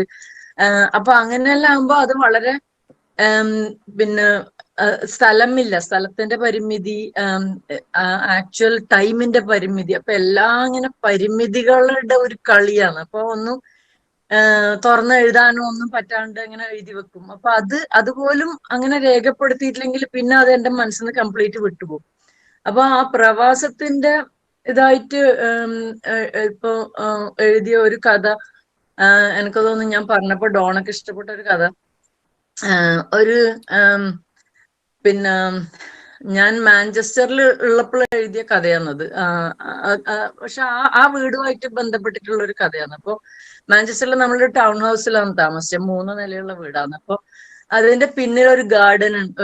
ഒരു നല്ലൊരു മെച്ചോ ഗാർഡൻ ആണ്. അതിൽ ഒരു കുറെ വിഷക്കായികളുള്ള ഒരു ചെടിയുണ്ട്. അപ്പൊ അതില് ആ ഗാർഡനിൽ ഈ അടക്കക്കുരുവികൾ വന്നിട്ട് ഈ കായ് കൊത്തി തിന്നാൻ പോകും. എന്നിട്ട് അത് പറന്നു പോകും. അപ്പൊ എനിക്ക് ഭയങ്കര ടെൻഷനാണ്. ഇത് എങ്ങാനും ഇത് കൊത്തി തിന്നിട്ട് ഇത് ചത്തു പോയിട്ടുണ്ടെങ്കിൽ എന്താ ചെയ്യാന്നുള്ളൊരു ഇതാണ്. അപ്പൊ അങ്ങനെയാണ് ആ കഥ വന്നത്. അപ്പൊ എന്റെ നെയ്ബർ ഒരു കുട്ടീനെ ഫോസ്റ്റർ, ഒരു റഷ്യൻ വ്ളാദിമിർ എന്ന് പറഞ്ഞ റഷ്യൻ കുട്ടീനെ ഫോസ്റ്റർ ചെയ്യുന്നു. അപ്പൊ ആ കുട്ടീനെ കുറച്ചു നേരത്തേക്ക് ബേബി സിറ്റ് ചെയ്യാൻ പറ്റുമെന്ന് എന്നോട് ചോദിക്കുന്നു. അപ്പൊ ഞാൻ കാലൊടിഞ്ഞ് പ്ലാസ്റ്റർ ഇട്ടിട്ട് കിടക്കുന്ന ഇതെല്ലാം സങ്കല്പമാണ്. എന്റെ കാലൊടിഞ്ഞിട്ടുമില്ല, പ്ലാസ്റ്റർ ഇട്ടിട്ടുമില്ല എന്നല്ല.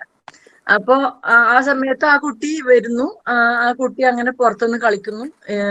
ഇവൻ ഈ കുരുവിനെ കൊണ്ട് ഈ വിഷക്കായി തീറ്റിക്കുന്നു. എന്നിട്ട് കുരുവി മരിക്കുന്നു. അപ്പൊ ഇവൻ അത് ഭയങ്കരമായിട്ട് റിപ്പൻഡ് ചെയ്തിട്ട് അവൻ എന്നോട് സോറി പറയാൻ വേണ്ടിട്ട് വരുന്നു. ഒരു ചാക്ക്, ഒരു പഴയ വോൺ ഔട്ട് സ്വെറ്റർ, ഓട്ടയുള്ള സ്വെറ്റർ, വലിയൊരു ഔട്ട്സൈസ്ഡ് സ്വെറ്റർ ഇട്ടിട്ട് അതിന്റെ മേലെ മുഴുവനും ഈ കിളീന്റെ തൂവലുകൾ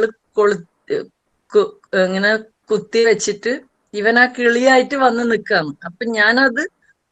അപ്പൊ എന്റെ ഇതിൽ ഞാനിങ്ങനെ ജ്വരം ബാധിച്ചിട്ടുള്ള ഞാൻ ഭയങ്കര ഡെലിറിയസ് ആയിട്ട് ഞാനിങ്ങനെ ആ കുട്ടീനെ ആ കിളിയായിട്ട് ആ കുട്ടീനെ സങ്കല്പിക്കുന്നിടത്താണ് ആ കഥ തീരുന്നത്. അപ്പൊ അതൊരു ആ എഴുതിയ സമയത്ത് എന്തായിരുന്നു, എനിക്ക് ഏറ്റവും വിഷമമുള്ള സമയങ്ങളിൽ മാത്രം ഞാൻ എഴുതാറുള്ളൂ. ഞാൻ ഹാപ്പി ആയിരിക്കുമ്പോ ഞാൻ ഒരിക്കലും എഴുതൂല.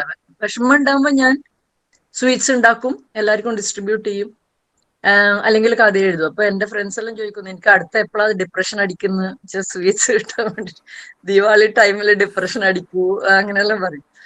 അപ്പൊ അതാണ് ഒരു കഥ. പിന്നെ അതുപോലെ തന്നെ വേറൊരു കഥ, പിന്നെ ഈ പ്രവാസം അഗൈൻ അത് പ്രവാസമാണ്, പക്ഷെ പിന്നെ ആ ഒരു യൂണിവേഴ്സാലിറ്റി ഉണ്ട്. കഥ പറയലിന് ഒരു യൂണിവേഴ്സാലിറ്റി ഉണ്ട്. നമ്മൾ എന്ത് പറഞ്ഞാലും ശരിക്കും പറഞ്ഞാലും അതിന്റെ ഒരു പുതിയൊരു രാജ്യം അങ്ങനെയുള്ള ചെറിയ ചെറിയ മെൻഷനുകൾ വരുന്നല്ലാണ്ട് നമ്മൾ പറയുന്ന കഥയെല്ലാം ഒരേപോലെയുള്ള സാധനങ്ങൾ തന്നെയാണ് ശരിക്കും.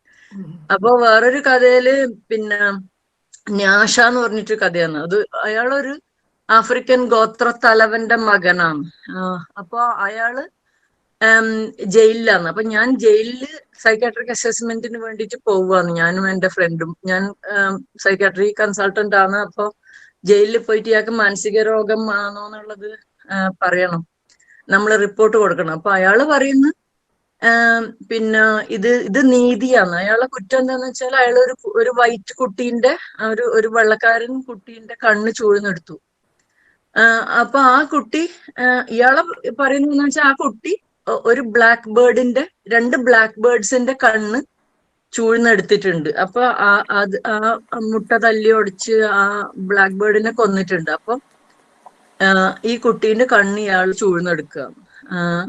അപ്പൊ ഇയാള് പറയാ, അയാൾ ഭയങ്കര ക്ലിയർ ആണെന്ന് വെച്ചാൽ ആ ലോകം ഇവർക്ക് നീതി കൊടുക്കണം. അപ്പൊ അത് കേട്ടിട്ട് ഞാനിങ്ങനെ പകച്ചു നിൽക്കുന്ന ഞാന് എന്താ പറയേണ്ടത്, ഞാൻ എന്ന വ്യക്തിക്ക് എനിക്ക് അയാളുടെ എത്തിക്സിന്റെ, അയാളെ നീതിന്യായ വ്യവസ്ഥന്റെ, അയാളെ മനസ്സിലുള്ള ആ ഒരു ന്യായത്തിന്റെ ഇത് മനസ്സിലാക്കാൻ പറ്റും. പക്ഷെ ഞാൻ എന്ന ഇംഗ്ലണ്ടിലെ സൈക്കാട്രിസ്റ്റിന് അത് മനസ്സിലാക്കാൻ പറ്റൂല. അപ്പൊ ഞാൻ അയാൾക്ക് ശിക്ഷ കൊടുക്കാൻ പറയാൻ ഞാൻ എന്ത് ചെയ്യണം ഞാൻ എന്നുള്ളൊരു എന്റെ ഡയലമേലാണ് അത് അവസാനിക്കുന്നത്. പിന്നെ ഒരു സമയമാകുമ്പോ പറയണേ. പിന്നൊരു കഥ ഗൂഗിൾ മാപ്പ് എന്ന കഥയെ പറ്റിയും കൂടി സംസാരിക്കണേ. ഗൂഗിൾ മാപ്പ് എന്ന കഥയെ പറ്റിയിട്ട്. ഗൂഗിൾ മാപ്പ് എന്ന് പറഞ്ഞ കഥ, അതില് ഇപ്പോ ഈ ജ്യോതി തന്നെ പറഞ്ഞല്ലോ, പലയിടത്തും ഇങ്ങനെ സ്ഥിരമായിട്ടുള്ള ഒരു പ്രവാസമല്ല, പലയിടത്തും ആയിരുന്നു. അപ്പൊ അങ്ങോട്ടും ഇങ്ങോട്ടുമുള്ളതും ഈ പല സ്ഥലങ്ങളുള്ളതും അങ്ങനെ ആ കാലങ്ങളും ഒക്കെ അടയാളപ്പെടുത്തുന്ന ഒരു കഥയാണല്ലോ ഗൂഗിൾ മാപ്സ് എന്നുള്ള കഥ. അതെനിക്ക് അറിയില്ല ആരെങ്കിലും വായിച്ചിട്ടുണ്ടോന്ന്. അപ്പൊ അത് ഞാൻ ഇന്നലെ ഡോണയുടെ അടുത്ത് സംസാരിക്കായിരുന്നു. ആ ഒരു കണ്ടിന്യൂം ശരിക്കും പറഞ്ഞാൽ അതിൽ കിട്ടുമോന്നറിയില്ല. ഒരു അലങ്കോലപ്പെട്ട ഒരു കഥയാണ് അത്. ഇങ്ങനെ മാറി മാറി അവിടുന്ന് അങ്ങോട്ട് വന്ന് അത് നോൺ ലീനിയർ ആയിട്ടുള്ള ഒരു കഥയാണ്. അതെ. അപ്പൊ സ്ഥലം, സമയം അത് മാറിക്കൊണ്ടിരിക്കുന്നു. പക്ഷെ അതിന്റെ അത് എന്താന്ന് വെച്ചാൽ നമ്മളെ പുരാണത്തിലെല്ലാം ഉള്ള ഈ പിന്നെ ഈ എന്താ പറയാ ഉഷ, ബാണാസുരന്റെ മകള് ഉഷ. അപ്പോ ബാണാസുരന്റെ മകൾ ഉഷ ഒരു ദിവസം സ്വപ്നം കാണും, ശ്രീകൃഷ്ണന്റെ പൗത്രനെ സ്വപ്നം കാണും. അപ്പോ അവളെ സഖി ചിത്രലേഖ പലരെയും പടം വരക്കും. അപ്പൊ പടം വരച്ച് ഇതല്ല ഇവനല്ല എന്ന് പറയും. അവസാനം ശ്രീകൃഷ്ണന്റെ പടം വരച്ചപ്പോ പറയും ഇത് ഏകദേശം ഇതേപോലെയാണെന്ന് പറയും. അപ്പം പ്രദ്യുമ്നന്റെ പടം വരക്കും, എന്നിട്ട് അല്ല പറയും അനിരുദ്ധന്റെ പടം വരക്കുമ്പോ അയാളാണ് കക്ഷി. അപ്പൊ ചിത്രലേഖ പോയിട്ട് അനിരുദ്ധനെ തട്ടിക്കൊണ്ടുവരും ഇവക്ക് വേണ്ടിയിട്ട്. അപ്പൊ അനിരുദ്ധനെ അത് പിന്നെ ബാണാസുര വധത്തിന്റെ കഥകളിലും എല്ലാത്തിലും ആ ഒരു അനിരുദ്ധനെ തട്ടിക്കൊണ്ടിരുന്നതും അവരൊരു രാത്രി സ്പെൻഡ് ചെയ്യുന്നതും എന്നിട്ട് ഈ അനിരുദ്ധനെ ഇവള് തിരിച്ചു കൊണ്ടാക്കുന്നതും അങ്ങനെയെല്ലാം ഉള്ളതുണ്ട്. അപ്പോ അത് വലിയൊരു യുദ്ധം ഉണ്ടാക്കാന്ന്. അപ്പൊ ആ ബാണാസുരൻ കഥയില് ഒരു ആയുധ വ്യാപാരിയാണ്. അപ്പൊ ഈ ഉഷേനെ ഇവര് അപ്പൊ ഈ കഥയിലത്തെ പിന്നെ അനിരുദ്ധൻ എന്ന് പറഞ്ഞാല് ഒരു പോണാണ്. ഈ എന്താ പറയുക, ഒരു ഈ സിസ്റ്റം ഇവളെ അടുത്തുനിന്ന് ഈ രഹസ്യങ്ങൾ ചോർത്താൻ ഉപയോഗിക്കുന്ന ഒരു ആളാണ്. അപ്പൊ അവൻ വന്ന് അപ്പൊ എല്ലാരും കൂടെ അതിൽ ആരെയാന്ന് വിശ്വസിക്കേണ്ടതെന്ന് അറിയാണ്ട് ഇവളൊരു പിന്നെ ഇവളെ മനസ്സിലാണ് ഈ സീക്രട്സ് എല്ലാം ഇവളെ മനസ്സിലാണ്. അപ്പൊ ഇവളെ ബ്രെയിൻ മാപ്പ് ചെയ്യാനാണ് കൊണ്ടുവരുന്നത്. അപ്പോ ഇവളോട് പറഞ്ഞ് പിന്നെ ഇന്ന സ്ഥലത്ത് പോയി നിൽക്കാൻ പറയുന്നു, എന്നിട്ട് അവര് ആക്സസ് ചെയ്തിട്ട് ഇവളെ കൊണ്ടുപോകുന്നു. അപ്പൊ അതില് മൊത്തം, അതായത് ആദ്യം ഈ പിന്നെ അനിരുദ്ധനെ കൊണ്ടുവന്നതും, അപ്പൊ എന്റെ വീട്ടിന്റെ അടുത്തൊരു പള്ളിയുണ്ട്, സെന്റ് ഗുത്തലാഖ് ചേർച്ച് ഉണ്ട്. അപ്പൊ അത് കഴിഞ്ഞിട്ട് അതിന്റെ അപ്പുറത്ത് മാഷ്ലാൻഡ്, കുറച്ചൊരു മാഷും പിന്നെ ഒരു വിധം എന്ന് പറഞ്ഞിട്ട് ഒരു റിവർ ഉണ്ട്. അപ്പൊ ഈ പരിസരമാണ് ശരിക്കും അത്. അപ്പൊ ഈ പരിസരം എന്ന് പറഞ്ഞാൽ ഈ ബോസ്റ്റൺ എന്ന് പറയുന്ന ഇതെന്ന് വെച്ചാൽ ആദ്യമായിട്ട് ശരിക്കും പറഞ്ഞാല് അമേരിക്കയിലേക്ക് ആൾക്കാർ പോയ പോർട്ടാണ്. അപ്പൊ ആ പോകുന്ന സമയത്ത് ഈ പാതിരിമാരെ പിടിച്ചിട്ട് ഇവര് സ്റ്റേക്കിൽ ഇട്ട് ചുട്ടുകൊന്നു. അതാണ് അതിന്റെ പിന്നെ കഥ.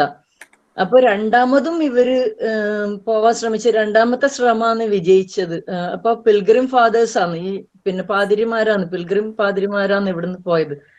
അപ്പൊ അവരൊരു മെമ്മോറിയൽ എല്ലാം ഉണ്ട്, പക്ഷെ വളരെ ക്വയറ്റ് ആയിട്ടുള്ള ഒരു സ്ഥലമാണ്. അപ്പൊ അതിൽ തുടങ്ങി പിന്നെ നാട്ടില് പിന്നെ അങ്ങനെ പല കാലങ്ങളില് ദേശങ്ങളിലായിട്ട് വീവ് ചെയ്തിട്ടുള്ള ഒരു കഥയാണ്. അപ്പൊ ഓരോ സ്ഥലത്തും പോയി മടങ്ങി വന്ന്, അപ്പൊ ഈ ചിത്രലേഖ എന്ന് പറഞ്ഞ ആളൊരു പിന്നെ ഇന്റലിജൻസ് ഒരു ഇതാണ്, പിന്നെ ബ്ലാക്ക് ക്യാറ്റ് പോലത്തെ ഒരു പിന്നെ സെക്യൂരിറ്റി ഇതെല്ലാം ഉള്ള ഒരു സിസ്റ്റത്തിലുള്ള ഭയങ്കര ആർട്ടിഫിഷ്യൽ ഇന്റലിജൻസും അതൊക്കെ ഇതായിട്ട് എക്സ്പേർട്ട് ആയിട്ടുള്ള ഒരു അപ്പൊ അങ്ങനത്തെ ഒരു കഥയാണ്. അതില് ഞാൻ പാരഗ്രാഫുകൾ മാത്രമേ ഉള്ളൂ. അപ്പോ ഞാൻ കുത്തിട്ടിട്ട് ഇങ്ങനെ വേർതിരിക്കാൻ നോക്കി ആദ്യം, പക്ഷെ അത് വേണോ എന്നൊക്കെയുള്ള ഇതായി. പക്ഷെ എനിക്ക് തോന്നുന്നു വായിച്ചവരൊക്കെ ഭയങ്കര കൺഫ്യൂസ്ഡ് ആയിട്ട്.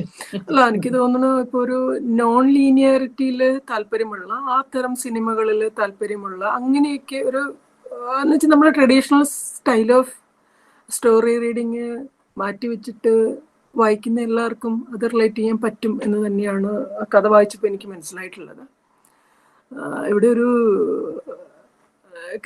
ജ്യോതിയുടെ കുട്ടിക്കവിതകളെ പറ്റി, അതായത് കുട്ടികൾക്കുള്ള, സോറി കവിതയല്ല, കവിതയെന്ന് വായിൽ വരത്തുള്ള, ക്ഷമിക്കും. കുട്ടിക്കഥ എന്ന് പറഞ്ഞാൽ കുട്ടിക്കഥയാണോന്ന് എനിക്ക് അറിയില്ല. എന്ന് വെച്ചാല് നീരാളി എന്ന് പറഞ്ഞിട്ടൊരു നീരാളി, ടെറ്റനസ്, നാടകം, ലോകവിജ്ഞാനം എന്നൊക്കെ പറഞ്ഞിട്ട് കഥകളുണ്ട്. അപ്പൊ ആ ലോകവിജ്ഞാനത്തിലൊരു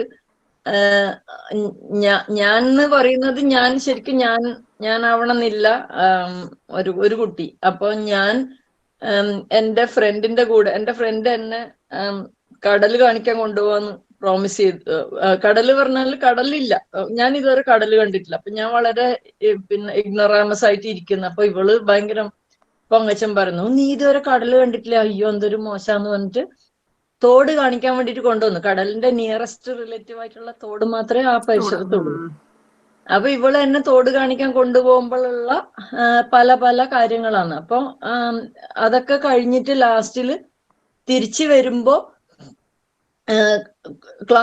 സ്കൂള് പറയാണ്ടല്ലേ പോകുന്നത്, ബ്രേക്കിന് പോയിട്ട് നമ്മൾ കുറെ വൈകി. അപ്പൊ വരുമ്പോഴത്തേക്ക് ടീച്ചർമാരെല്ലാം നിൽക്കുന്നു, എല്ലാരും ഭയങ്കര ദേഷ്യം പിടിച്ചിട്ട് നിൽക്കാന്ന്. അപ്പൊ ഇവള് പറയാ എന്തിനാ അപ്പൊ ഞാൻ ഭയങ്കര നല്ല കുട്ടി, ഞാൻ പഠിക്കുന്ന നല്ല കുട്ടി, ഇവള് ഭയങ്കര റൗഡി. അപ്പൊ ഇവളോട് എന്തിനാ പോയതെന്ന് ചോദിക്കുമ്പോ ഇവള് പറയാന്ന്, കൂടെ പഠിക്കുന്ന ഒരുത്തിക്ക് ഒരു ബുദ്ധിമുട്ട്, ഒരു അത്യാവശ്യം വന്നാ പിന്നെ എന്താ ചെയ്യാന്ന്. അപ്പോ എനിക്ക് 2-ന് പോകാൻ വേണ്ടിട്ടാണ് പോയത് എന്നുള്ള രീതിയിൽ ഇവൾ അതിനെ അവതരിപ്പിച്ചു. അപ്പൊ എനിക്ക് ഭയങ്കര നാണക്കേടായി. ഞാനിങ്ങനെ, അപ്പൊ എനിക്ക് ഒന്നും പറയാൻ പറ്റുന്നില്ല. അപ്പൊ ഞാൻ തിരിച്ചൊന്നും പറഞ്ഞില്ല. അപ്പൊ പിന്നെ ഓൺ റിഫ്ലക്ഷൻ ഞാൻ ഒന്നും പറയാണ്ടിരുന്ന. അപ്പൊ ഇവള് നീ എന്തിനാന്ന് സൈനബ അങ്ങനെ പറഞ്ഞത് എന്ന് ചോദിക്കുമ്പോ അവള് പറയുന്നു, പിന്നെ ഈ പുഴ കാണാൻ പോയി എന്നെല്ലാം പറഞ്ഞാല് ടീച്ചർമാര് നിന്നെ വെച്ചേക്കുവാ, നിനക്കൊന്നും പറ്റൂല, എനക്കല്ലേ പ്രശ്നം ഉണ്ടാകുവാന്ന് പറയാം. അപ്പൊ ഓളെ അഭിമാനത്തിന്റെ വില, എന്റെ അപമാനം, പക്ഷെ ഓളെ ഫ്രണ്ട്ഷിപ്പിന് വേണ്ടിയിട്ട് ഞാൻ അത് പിന്നെ അഡ്ജസ്റ്റ് ചെയ്തു എന്നുള്ളത് എനിക്കൊരു ഭയങ്കര ഒരു അതാണ് ആ കഥ.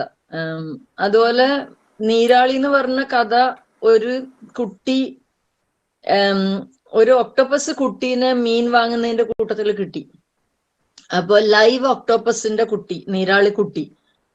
അപ്പൊ ഞാൻ അമ്മയോട് ചോദിക്കാന്ന്, നമുക്ക് അതിനെ കൊണ്ടുപോവാ, അതിനെ അപ്പൊ വളർത്താന്നെല്ലാം പറയുമ്പോ ആ മീൻകാരത്തി എന്നെ പുച്ഛിക്കുന്നു, ഭയങ്കര കളിയാക്കുന്നു. ആ പുല്ലും വെള്ളവും കൊടുത്തിട്ട് വളർത്തിക്കോ, കൊണ്ടുപോയിക്കോ, വീട്ടിൽ കൊണ്ടുപോയിക്കോ എന്നെല്ലാം പറഞ്ഞിട്ട്. അപ്പൊ ആ ഡിബേറ്റ് നടക്കുന്ന സമയത്ത് ഒരു പൂച്ച വന്നിട്ട് അതിനെ തിന്നുകയാണ്. അപ്പൊ ഞാൻ വിചാരിക്കുന്ന, ആ നീരാളി കുട്ടിക്ക് ഒന്ന് കരയാൻ പോലും പറ്റിയില്ലല്ലോന്ന്, അത് കരയാൻ പോലും അതിന് പറ്റിയില്ലല്ലോ എന്ന് ഞാൻ വിചാരിക്കാം. അപ്പൊ ആ നീരാളി എന്ന് പറഞ്ഞ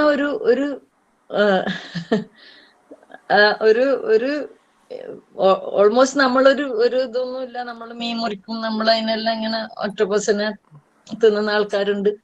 പക്ഷെ ആ ഒരു കുട്ടി അങ്ങനെ വിചാരിക്കുന്നത്. അപ്പൊ അങ്ങനെ കുറെ ആ ഒരു സെറ്റ് ഓഫ് കഥകള്, അത് കുട്ടിക്കഥയാണെന്നൊന്നും അറിയില്ല, എല്ലാത്തിലും ഒരു ഇങ്ങനെയുള്ള ഒരു വളരെ ഇതായിട്ടുള്ള ഒരു റിഫ്ലക്ഷൻ. എനിക്ക് അങ്ങനെയൊന്നും വിചാരിച്ചിട്ട് എഴുതിയതല്ല, പക്ഷെ ഞാനിപ്പോ നോക്കുമ്പോ എനിക്ക് തോന്നുന്നു ഞാൻ ഒരു സമയത്ത് അത് ഒരു 22 കഥയാമിട്ടുണ്ട് അങ്ങനത്തെ. അപ്പൊ അതൊന്ന് പബ്ലിഷ് ചെയ്താലോ എന്ന് ആലോചിച്ചിനി. ബാക്കി വേറെ കുറെ കഥകൾ എനിക്ക് ആരോടും ഡിസ്കസ് ചെയ്യാനും കാണിക്കാനും ഒന്നും ഉള്ള ഒരു ധൈര്യമില്ലാത്ത കഥകളുണ്ട്. പക്ഷെ ഇതൊരു സേഫ് ആയിട്ടുള്ള ഒരു സെറ്റ് കഥ എന്നുള്ള രീതിയിൽ ഞാൻ അത് പബ്ലിഷ് ചെയ്യാൻ വേണ്ടി ശ്രമിച്ചിട്ടുണ്ടായിരുന്നു ഒരു കാലം. സമയായോ? കുഴപ്പമില്ല. ഞാൻ ഒരു ജെയിംസ് പെരുമന് ഒരു ചോദ്യം ചോദിച്ചിട്ടുണ്ട്. അത് എന്നോടുള്ള പേഴ്സണൽ ക്വസ്റ്റ്യൻ ആണ്. അതിലേക്ക് ഞാൻ ലാസ്റ്റിൽ വരാം. പിന്നെ മറ്റൊരു ചോദ്യം വന്നിട്ടുള്ളത്, എല്ലാ അധ്വാനത്തിന് പിന്നിലും ലാഭം ലക്ഷ്യം വെക്കുന്നതായി മാറിപ്പോകുന്നുണ്ടോ പ്രവാസികളായ പുതിയ തലമുറ എന്നാണ് ചോദിച്ചിരിക്കുന്നത്. എനിക്ക് തോന്നുന്നു അത് എല്ലാവരും അഡ്രസ് ചെയ്യേണ്ട ക്വസ്റ്റ്യൻ ആണോ തോന്നുന്നു. ജ്യോതി എന്ത് പറയുന്നു? അതറിയില്ല, എനിക്ക് തോന്നുന്നു. പിന്നെ ശരിക്കും ക്വസ്റ്റ്യൻ ഞാൻ മനസ്സിലാക്കി എടുത്തുനിന്ന് തുടങ്ങാം. എങ്ങനെയാന്ന് ഇതെന്ന് എനിക്കറിയില്ല. പക്ഷെ എല്ലാം ലാഭം വെച്ച് കൊണ്ടുള്ള ലക്ഷ്യമാണോ? സാഹിത്യം എന്തായാലും ലാഭകരമായ ഒരു പ്രവൃത്തിയല്ല.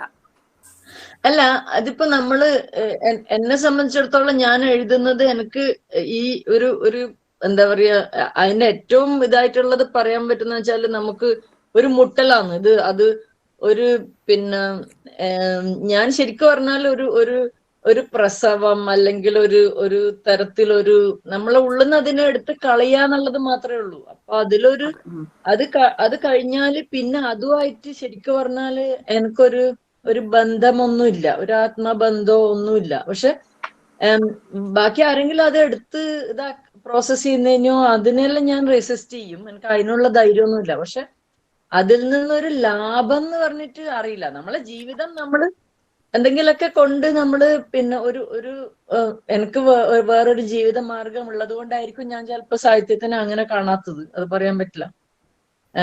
ഞാൻ അതിനെ കൊണ്ട് ഉപജീവിക്കേണ്ട ഒരു സിറ്റുവേഷൻ വരുന്നുണ്ടെങ്കിൽ ഞാൻ അതിനെ ഫെർദർ ചെയ്യാനും പബ്ലിഷ് ചെയ്യാനും പിന്നെ ബാക്കിയുള്ള കാര്യങ്ങൾ ബുക്ക് ഇറക്കാനൊക്കെ നോക്കിയിട്ടുണ്ടാവുമായിരിക്കും. രാജേഷ്, ലാഭകരത്തിന് വേണ്ടി മാത്രം പ്രവർത്തിക്കുന്ന തലമുറയാണ് ഇന്നത്തെ തലമുറ എന്ന് ഒരു ചോദ്യം വന്നിട്ടുണ്ട്. രാജേഷിന്റെ അഭിപ്രായം എന്താണ്? അപ്പൊ ഞാൻ മനസ്സിലാക്കുന്നത് സാഹിത്യത്തിനെ കുറിച്ച് മാത്രമല്ല, പ്രവാസത്തെ കുറിച്ച് പൊതുവെ എന്നുള്ള ഒരു നിലയ്ക്കാണ്. സാഹിത്യം ഒരിക്കലും ലാഭകരമായ പ്രവൃത്തിയല്ല. അല്ല പ്രയോജനത്തെ കുറിച്ചുള്ള ഇതിലേക്ക് ഞാൻ വരാം. പക്ഷെ അതിനു മുമ്പ് ഞാൻ ഈ ചോദ്യത്തിന് ഉത്തരം പറയുമ്പോഴ് ഞാൻ നാട്ടിൽ കണ്ടിട്ടുള്ള ഒരു കൗതുകകരമായിട്ടുള്ള ഒരു കാര്യം പറയാം. ഇത് പ്രവാസത്തിനെ കുറിച്ച് അല്ല. അതായത് ഈ കുട്ടികൾക്ക് കളിക്കുടിക്ക എന്നൊക്കെ പറഞ്ഞിട്ടുള്ള മാസികകളുണ്ട്. അപ്പൊ അതിൽ ഓരോ കഥയുടെയും കൂടെ ചിത്രകഥയുടെ ഒക്കെ കൂടെ ഒരു ചെറിയ ഒരു പാരഗ്രാഫില് ആ കഥ വായിക്കുന്നത് കൊണ്ട് കുട്ടികൾക്ക് കിട്ടുന്ന സ്കില്ലുകൾ എന്തൊക്കെയാണെന്നുള്ളത് ഇംഗ്ലീഷിൽ ഇങ്ങനെ എഴുതിയിട്ടുണ്ട്. അപ്പം കഥ എന്ന് പറയുന്നത് ഒരു വായിക്കുകയും രസിക്കുകയും ചെയ്യുന്ന കുട്ടികൾ ഇത് ആ പാരഗ്രാഫ് വായിക്കുന്നുണ്ടോ എന്ന് എനിക്ക് അറിഞ്ഞൂടാ. ഇന്ന സ്കില്ലുകൾ ഈ ചിത്രകഥ വായിക്കുമ്പോൾ കിട്ടും, അപ്പവും തപ്പവും വായിക്കുമ്പോൾ നല്ലതും തിരിച്ചറിയാനുള്ള കഴിവ് കിട്ടും, അങ്ങനെയൊക്കെയുള്ള ഒരു രീതിയിൽ ഉള്ള പാരഗ്രാഫുകൾ കണ്ടിട്ടുണ്ട്. അപ്പം ആ ഒരു ഘട്ടത്തിൽ പോലും പൂർണ്ണമായിട്ടുള്ള വായനയുടെ ആനന്ദത്തിലേക്കോ അല്ലെങ്കിൽ വേറൊരു ലോകം കാണുന്നതിന്റെയോ അറിയുന്നതിന്റെയോ ആനന്ദത്തിൽ നിന്ന് വ്യത്യസ്തമായിട്ട് ഇത് വായിച്ചാല് നിനക്ക് ഭാഷ പഠിക്കാൻ പറ്റും, നിനക്ക് മാർക്ക് കിട്ടും എന്നുള്ള രീതിയിൽ പറഞ്ഞാല് ചിലപ്പോൾ അച്ഛനും അമ്മയും പുസ്തകം വാങ്ങിച്ചു കൊടുക്കുള്ളായിരിക്കും. എനിക്ക് അറിഞ്ഞൂടാ. അത് ഒരു നിരീക്ഷണം. അതെ, അതുപോലെ അതിനോട് ചേർത്ത് വെക്കുക എന്നുള്ള മറ്റൊരു ചോദ്യം കൂടി ഇപ്പൊ രാജേഷ് ലൈവിലായിരിക്കുമ്പോൾ തന്നെ ചോദിക്കട്ടെ. എഴുത്തുകാരെ ബ്രാൻഡ് വൽക്കരിക്കുന്നുണ്ടോ? എന്താണെന്ന് എനിക്ക് അതിന്റെ വ്യക്തമല്ല. എന്ന് വെച്ച് കഴിഞ്ഞാൽ എനിക്ക് തോന്നുന്നു എഴുത്തുകാര് അവരവർക്ക് ബ്രാൻഡ് വൽക്കരിക്കുക എന്ന് പറയുന്നത് ശ്രമകരമായിട്ടുള്ള പ്രവൃത്തിയാണ്. ഇപ്പൊ സോഷ്യൽ മീഡിയയില്, ട്വിറ്ററിലോ ഇൻസ്റ്റാഗ്രാമിലോ ഒക്കെ വളരെയധികം ആക്റ്റീവായി ഇരിക്കുന്ന ഒരു എഴുത്തുകാരനോ എഴുത്തുകാരിക്കോ കാലക്രമേണ ഫോളോവേഴ്സ് ഉണ്ടാവും. അപ്പോ അവര് ആ ഫോളോവേഴ്സ് എന്ന് പറഞ്ഞാൽ ചിലപ്പോ ലക്ഷക്കണക്കിന് ഫോളോവേഴ്സ് ഉണ്ടാവും. അതിന്റെ ഏറ്റവും ഒരു ഉദാഹരണമാണ് കവിതയിലെ രൂപി കൗർ. അവർ സ്വയം ഒരു ബ്രാൻഡല്ല, ഒരു പോപ്പുലർ ഫിഗർ ആയപ്പോഴാണ് അവരുടെ പ്രസാധകൻ അവരുടെ കവിതാ സമാഹാരങ്ങൾ പ്രസിദ്ധീകരിക്കുകയും അത് തന്നെ ലക്ഷക്കണക്കിന് കോപ്പികൾ വിറ്റ് പോവുകയും ചെയ്തു. അപ്പൊ അത് ഒരു ബ്രാൻഡായി അല്ലെ. അതുപോലെ നമ്മുടെ കേരളത്തിലൊക്കെ ഒരാൾക്ക് പ്രയാസമാണ്. ഇപ്പൊ എനിക്ക് തോന്നുന്ന കേരളത്തില് മോസ്റ്റ് റീസെന്റ് ടൈംസ് അങ്ങനെ ഒരു സക്സസ്ഫുൾ ആയിട്ടുള്ള എഴുത്തുകാരൻ ബെന്യാമിൻ മാത്രമല്ലേ ഉള്ളൂ. രാജേഷിന്റെ നോട്ടത്തില് എഴുത്തുകാരുടെ കാര്യത്തിലൊന്നും അങ്ങനെ ആരും ഉള്ളതായിട്ട് അറിഞ്ഞൂടാ. എനിക്കൊരു ബ്രാൻഡ് ആയ കൊള്ളാമെന്ന് ആഗ്രഹമുണ്ട്. ആയിരക്കണക്കിന് ലക്ഷക്കണക്കിനൊക്കെ ഫോളോവേഴ്സ് ഉള്ള ഒരു ബ്രാൻഡ് ആവുന്നതിനും താല്പര്യമുള്ള കാര്യമാണ്. പക്ഷെ അത് നടക്കുന്ന കാര്യമല്ല, നടക്കും തോന്നുന്നില്ല. പക്ഷെ എഴുത്തുകാരല്ലാത്ത പലർക്കും എനിക്കറിയാൻ വയ്യ എത്ര പേര് ഫോളോ ചെയ്യുന്നുണ്ടെന്ന്. യൂട്യൂബിൽ ഒരു വല്ലാത്ത പഹയൻ എന്നുള്ള പേരിൽ നടത്തുന്ന വിനോദ് നാരായണൻ, പിന്നെ അതൊക്കെ ഈ പറഞ്ഞ പോലെ വളരെ വലിയ ഫോളോയിങ് ഉള്ള ആളുകളാണ്. അപ്പൊ അവരെ പിന്നീട് നാട്ടിൽ നടക്കുന്ന സാഹിത്യോത്സവങ്ങളിലൊക്കെ വിളിക്കും. പബ്ലിഷർമാർക്ക്, അതായത് മുൻനിര പബ്ലിഷർമാർക്ക് ഒരു എഴുത്തുകാരനെയോ എഴുത്തുകാരിയെ ബ്രാൻഡ് ആക്കാനുള്ള ശേഷിയുണ്ട്, പബ്ലിസിറ്റി കൊണ്ട്. പക്ഷെ അല്ലാതെ ബുദ്ധിമുട്ട് തന്നെയാണ് അല്ലെ. പിന്നെ നമുക്ക് ജുനൈദിനോട്, ജുനൈദ് തന്നെ ജുനൈദിന്റെ ബ്രാൻഡ് അംബാസിഡർ ആണോ? ഞാൻ ശ്രമിക്കാറുണ്ട്, എങ്കിൽ എത്താറില്ലെന്ന് തോന്നുന്നു.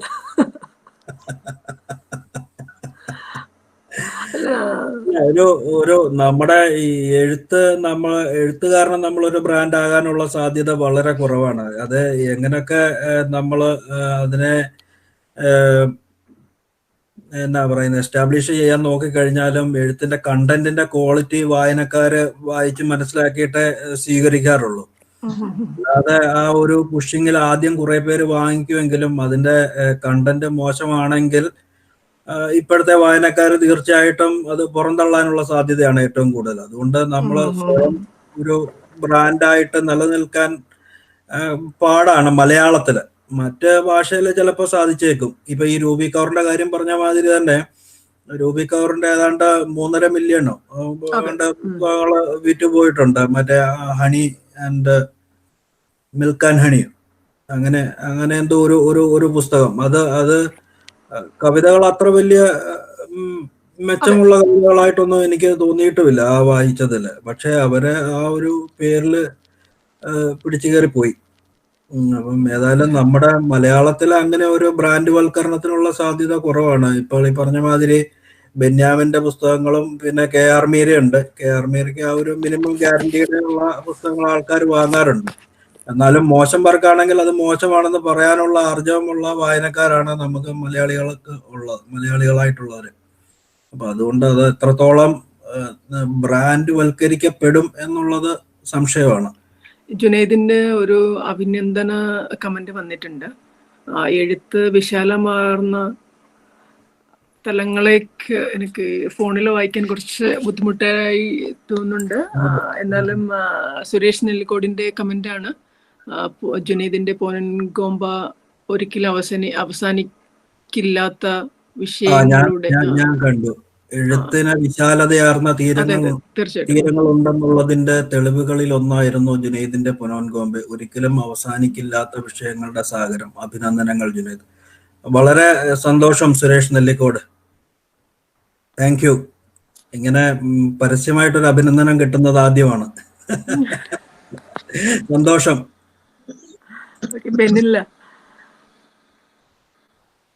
ബെന്നില്ല ഉണ്ടോ?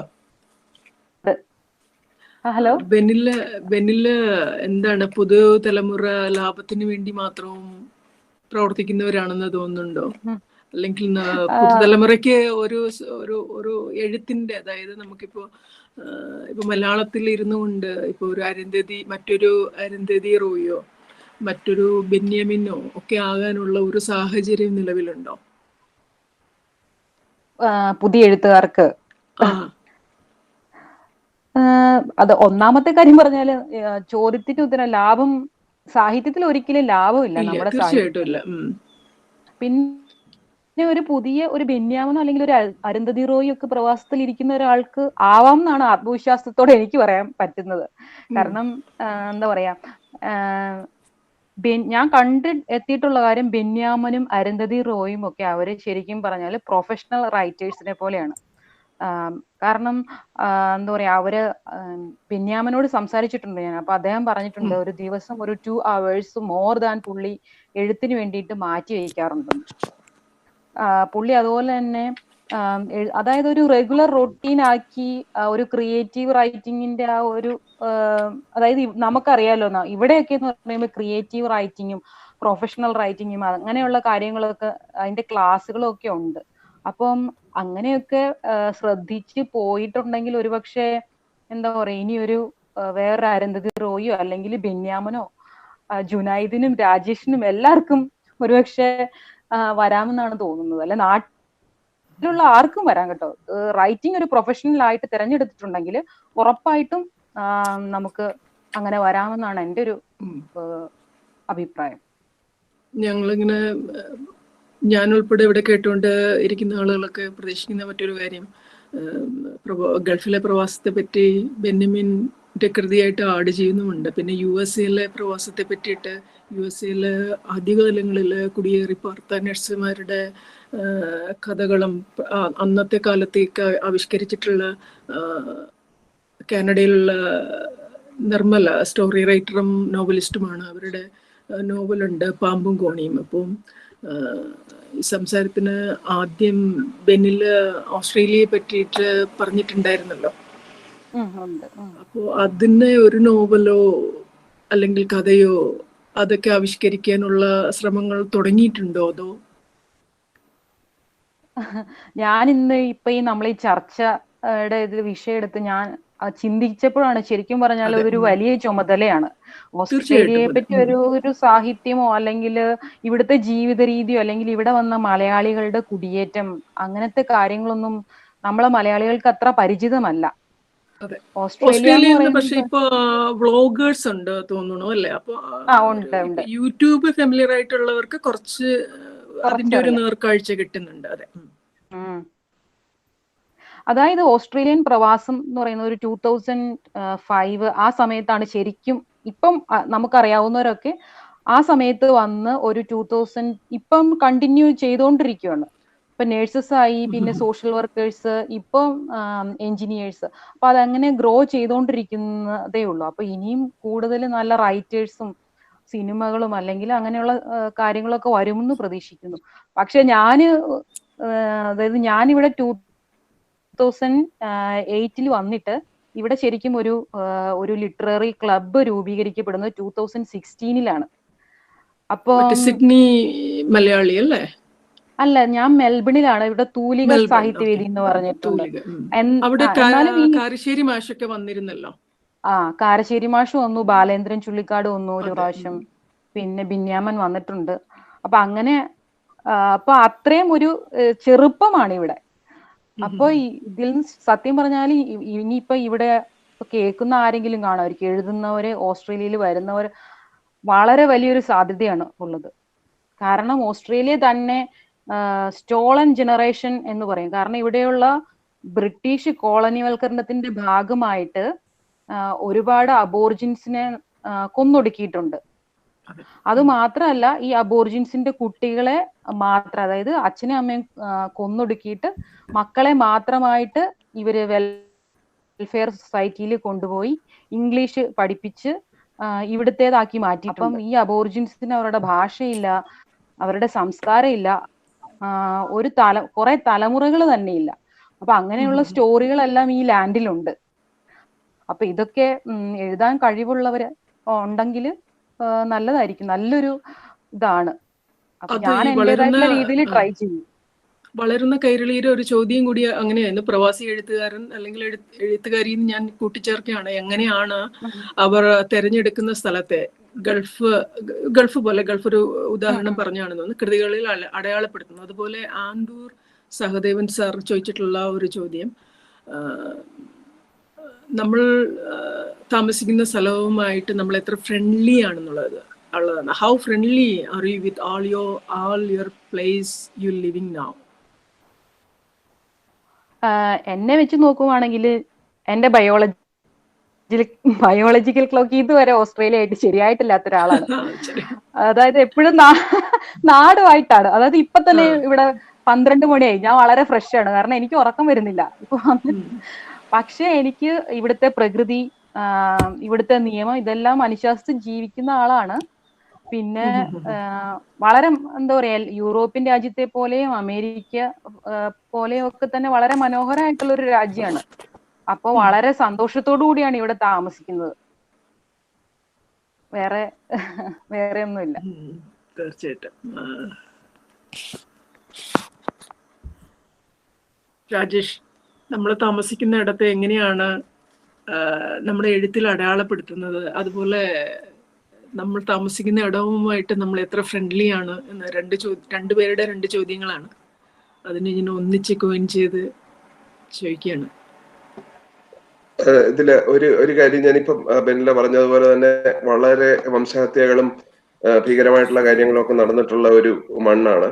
അപ്പൊ നമ്മള് വളരെ അടുത്ത കാലത്തെന്ന് പറയാൻ പറ്റിയല്ല, ആദ്യം മുതൽ തന്നെ നമ്മൾ അതുമായിട്ട് ആ ചരിത്രത്തിനെ സ്വാംശീകരിക്കാനും അതിനെക്കുറിച്ച് മനസ്സിലാക്കാനും ഒക്കെ നമ്മൾ ശ്രമിക്കുന്നുണ്ട്. ഇപ്പൊ തന്നെ ഈ ബ്ലാക്ക് ലൈവ്സ് മാറ്റർ മൂവ്മെന്റ് നടക്കുമ്പോഴും നമുക്ക് അതിനോട് വളരെ ഐഡന്റിഫൈ ചെയ്യാൻ പറ്റുന്നുണ്ട്. പക്ഷെ നമ്മൾ നാട്ടിലാണെങ്കിൽ നമ്മൾ ഇതൊന്നും അറിയാത്ത ഒരു ഉപരിവർഗമാണ് ഭൂരിപക്ഷം ആളുകൾ, നമ്മൾ ഇങ്ങോട്ടൊക്കെ കുടിയേറിയിട്ടുള്ള ആളുകൾ. പക്ഷെ നമ്മൾ ഇവിടെ വന്നു കഴിയുമ്പോൾ നമ്മളൊരു പാർശ്വവൽകൃത ജനതയാണ്. അതുകൊണ്ട് നമ്മൾക്ക് തീർച്ചയായിട്ടും അവരുമായിട്ടൊക്കെ ഐക്യദാർഢ്യമുണ്ട് എന്നുള്ളതാണ് എന്റെ തോന്നൽ. അതുപോലെ വേറൊരു കാര്യം, ഞാൻ ഇതിനെ കുറിച്ച് എപ്പോഴും ഒരു സംഘർഷമായിട്ട് മനസ്സിൽ നിലനിൽക്കുന്ന ഒരു കാര്യം എന്ന് പറഞ്ഞു കഴിഞ്ഞാല്, അമേരിക്ക എന്ന് പറയുന്നത് അമേരിക്കൻ പൗരന്മാരോട്, അമേരിക്കയിൽ ജീവിക്കുന്ന ജനതയോട് വളരെ മാന്യമായിട്ട് പെരുമാറുന്ന ഒരു രാഷ്ട്രമാണ്. പക്ഷെ ഇതേ രാഷ്ട്രം കടൽ കടന്നു പോയിട്ട് കാട്ടിക്കൂട്ടുന്ന അക്രമങ്ങള്, അനീതികള്, ഇതിനൊക്കെ ഏതൊക്കെയോ തരത്തിൽ ഉത്തരവാദിത്വം നമുക്കും ഉള്ളതായിട്ട് നമുക്ക് ഇവിടുത്തെ പൗരന്മാരെന്നുള്ള നിലയ്ക്ക്, ഇങ്ങോട്ടുള്ള കുടിയേറ്റക്കാരെന്നുള്ള നിലയ്ക്ക് നമ്മൾക്ക് പലപ്പോഴും തോന്നാറുണ്ട്. അല്ല, നമ്മളിലും അത് കെട്ടിവെക്കപ്പെടുന്നു എന്നുള്ളതല്ല യാഥാർത്ഥ്യം. ഒരു രാജ്യത്തിന്റെ അരാഷ്ട്രീയത അവിടെയുള്ള ജനങ്ങൾ, അതായത് അവിടെയുള്ള പ്രവാസികളിലേക്കും ഒരു വെയിറ്റ് ആയിട്ട് വന്നു ചേരുന്നു എന്നുള്ളതല്ല. പ്രത്യേകിച്ചും ഇപ്പോഴത്തെ റീസെന്റ് ഡെവലപ്മെന്റ്സ് അല്ലേ? തീർച്ചയായിട്ടും. ജുനൈദ്, എത്ര ഫ്രണ്ട്ലി എന്നുള്ളത് അത് ഡിപ്പെൻസ്, നമ്മളെ സ്ഥലത്തോടാണോ നമ്മുടെ സൗഹൃദം അതോ ജനങ്ങളോടാണോ എന്നുള്ളതില് ഒരു വ്യത്യാസമുണ്ട്. നമ്മൾ ജീവിക്കുന്ന ഇടത്തോടുള്ള ആ ഒരു ആഭിമുഖ്യം നമുക്ക് എപ്പോഴും ഉണ്ടാകും. പക്ഷെ നമ്മുടെ ചുറ്റുപാടുമുള്ള അത്രയും ആൾക്കാരുമായിട്ടുള്ള നമ്മുടെ സമ്പാദനവും സഹകരണവും ജസ്റ്റ് നമ്മുടെ ജോലി സംബന്ധമായിട്ടുള്ള അല്ലെങ്കിൽ അത്രയ്ക്കുള്ള ഒരു വിനിമയം മാത്രമേ ഉണ്ടാകാറുള്ളൂ പൊതുവെ. അതിന് പക്ഷെ നമ്മൾ താമസിക്കുന്ന ഇടം നമ്മുടേതാണ് എന്നുള്ള ഒരു ചിന്തയിലാണ് നമ്മളെ ജീവിതം. ഈ വീണിടം വിഷ്ണുലോകം എന്ന് പറയുന്ന ആ ഒരു കൺസെപ്റ്റിലാണ് ഞാൻ പോകുന്നത്. അതുകൊണ്ട് എനിക്ക് എല്ലായിടവും ഒരുപോലായിട്ടാണ് തോന്നാറുള്ളത്. നമ്മളതനുസരിച്ച് കഴിഞ്ഞുകൂടുക എന്നുള്ളതേ ഉള്ളൂ. തീർച്ചയായിട്ടും. ജ്യോതിയിലേക്ക് വരുമ്പോ ഈ ചോദ്യത്തിന് ഉപരിയായിട്ട് മറ്റൊരു ചോദ്യം കൂടി വന്നിട്ടുണ്ട്. ചോദ്യം, ഈ 300 ചില്ലാനം പുസ്തകങ്ങള് പ്രസിദ്ധീകരിക്കുന്ന അല്ലാണ്ട് തന്നെ ഒരു സമാഹാരമായിട്ട് ഇറക്കിക്കൂടെ എന്നുള്ള ഒരു അർത്ഥത്തിലുള്ള ചോദ്യമാണ്.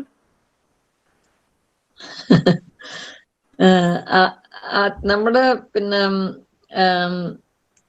എനിക്ക് തോന്നുന്ന ആദ്യത്തെ ചോദ്യത്തിന്റെ ഉത്തരം, നമ്മള് പിന്നെ നമ്മള് നാട്ടിൽ എങ്ങനെയാണോന്ന് എനിക്ക് തോന്നുന്നു ബാക്കിയുള്ള നമ്മളെ നെയ്ബേഴ്സുമായിട്ടുള്ള നമ്മളെ ഇന്ററാക്ഷനും നമ്മളെ കൊളീഗ്സും ആയിട്ടുള്ളതും അല്ല. അപ്പൊ ഞാൻ പറഞ്ഞില്ലേ, എനിക്ക് ഇങ്ങനെ ഞാനൊരു നിത്യ കുതുകിയായിട്ടുള്ള ഒരു കുട്ടി മാതിരിയാണ് ഞാൻ. അപ്പൊ പുതിയ പുതിയ സ്ഥലങ്ങളായാലും ഒക്കെ ആയാലും അങ്ങനെയാണ്. പക്ഷെ ഹാവിങ് സെഡ് ദാറ്റ്, ഇപ്പൊ നമ്മളെ നേരെയുള്ള നെയ്ബേഴ്സിന്റെ അടുത്ത് നമ്മള് പിന്നെ ഹായ് ബായ് ബന്ധം മാത്രമേ ഉള്ളൂ. ഇപ്പൊ നമ്മൾ അവരെ വീടുകളിൽ പോവോ, അവരെ ക്ഷണിച്ച് ഇതാക്കി പാർട്ടി നടത്തുവോ, അതൊന്നും ചെയ്യാറില്ല.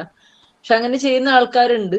പക്ഷെ ഈ മലയാളി പൊതുവെ എവിടെ പോയാലും പിന്നെ നമ്മളേതെങ്കിലും ഒരു 3 മലയാളി ഉണ്ടെങ്കിൽ ഒരു ഓർഗനൈസേഷൻ ഉണ്ടാവും എന്ന് പറഞ്ഞ പോലെയാണ്. അപ്പൊ ഞാൻ 2004 ഞാൻ ഇവിടെ വന്നു. 2007 എന്റെ ഫാമിലി വന്നപ്പോ നമ്മൾ ഓർഗനൈസേഷനുകളിലൊക്കെ ചേർന്നു.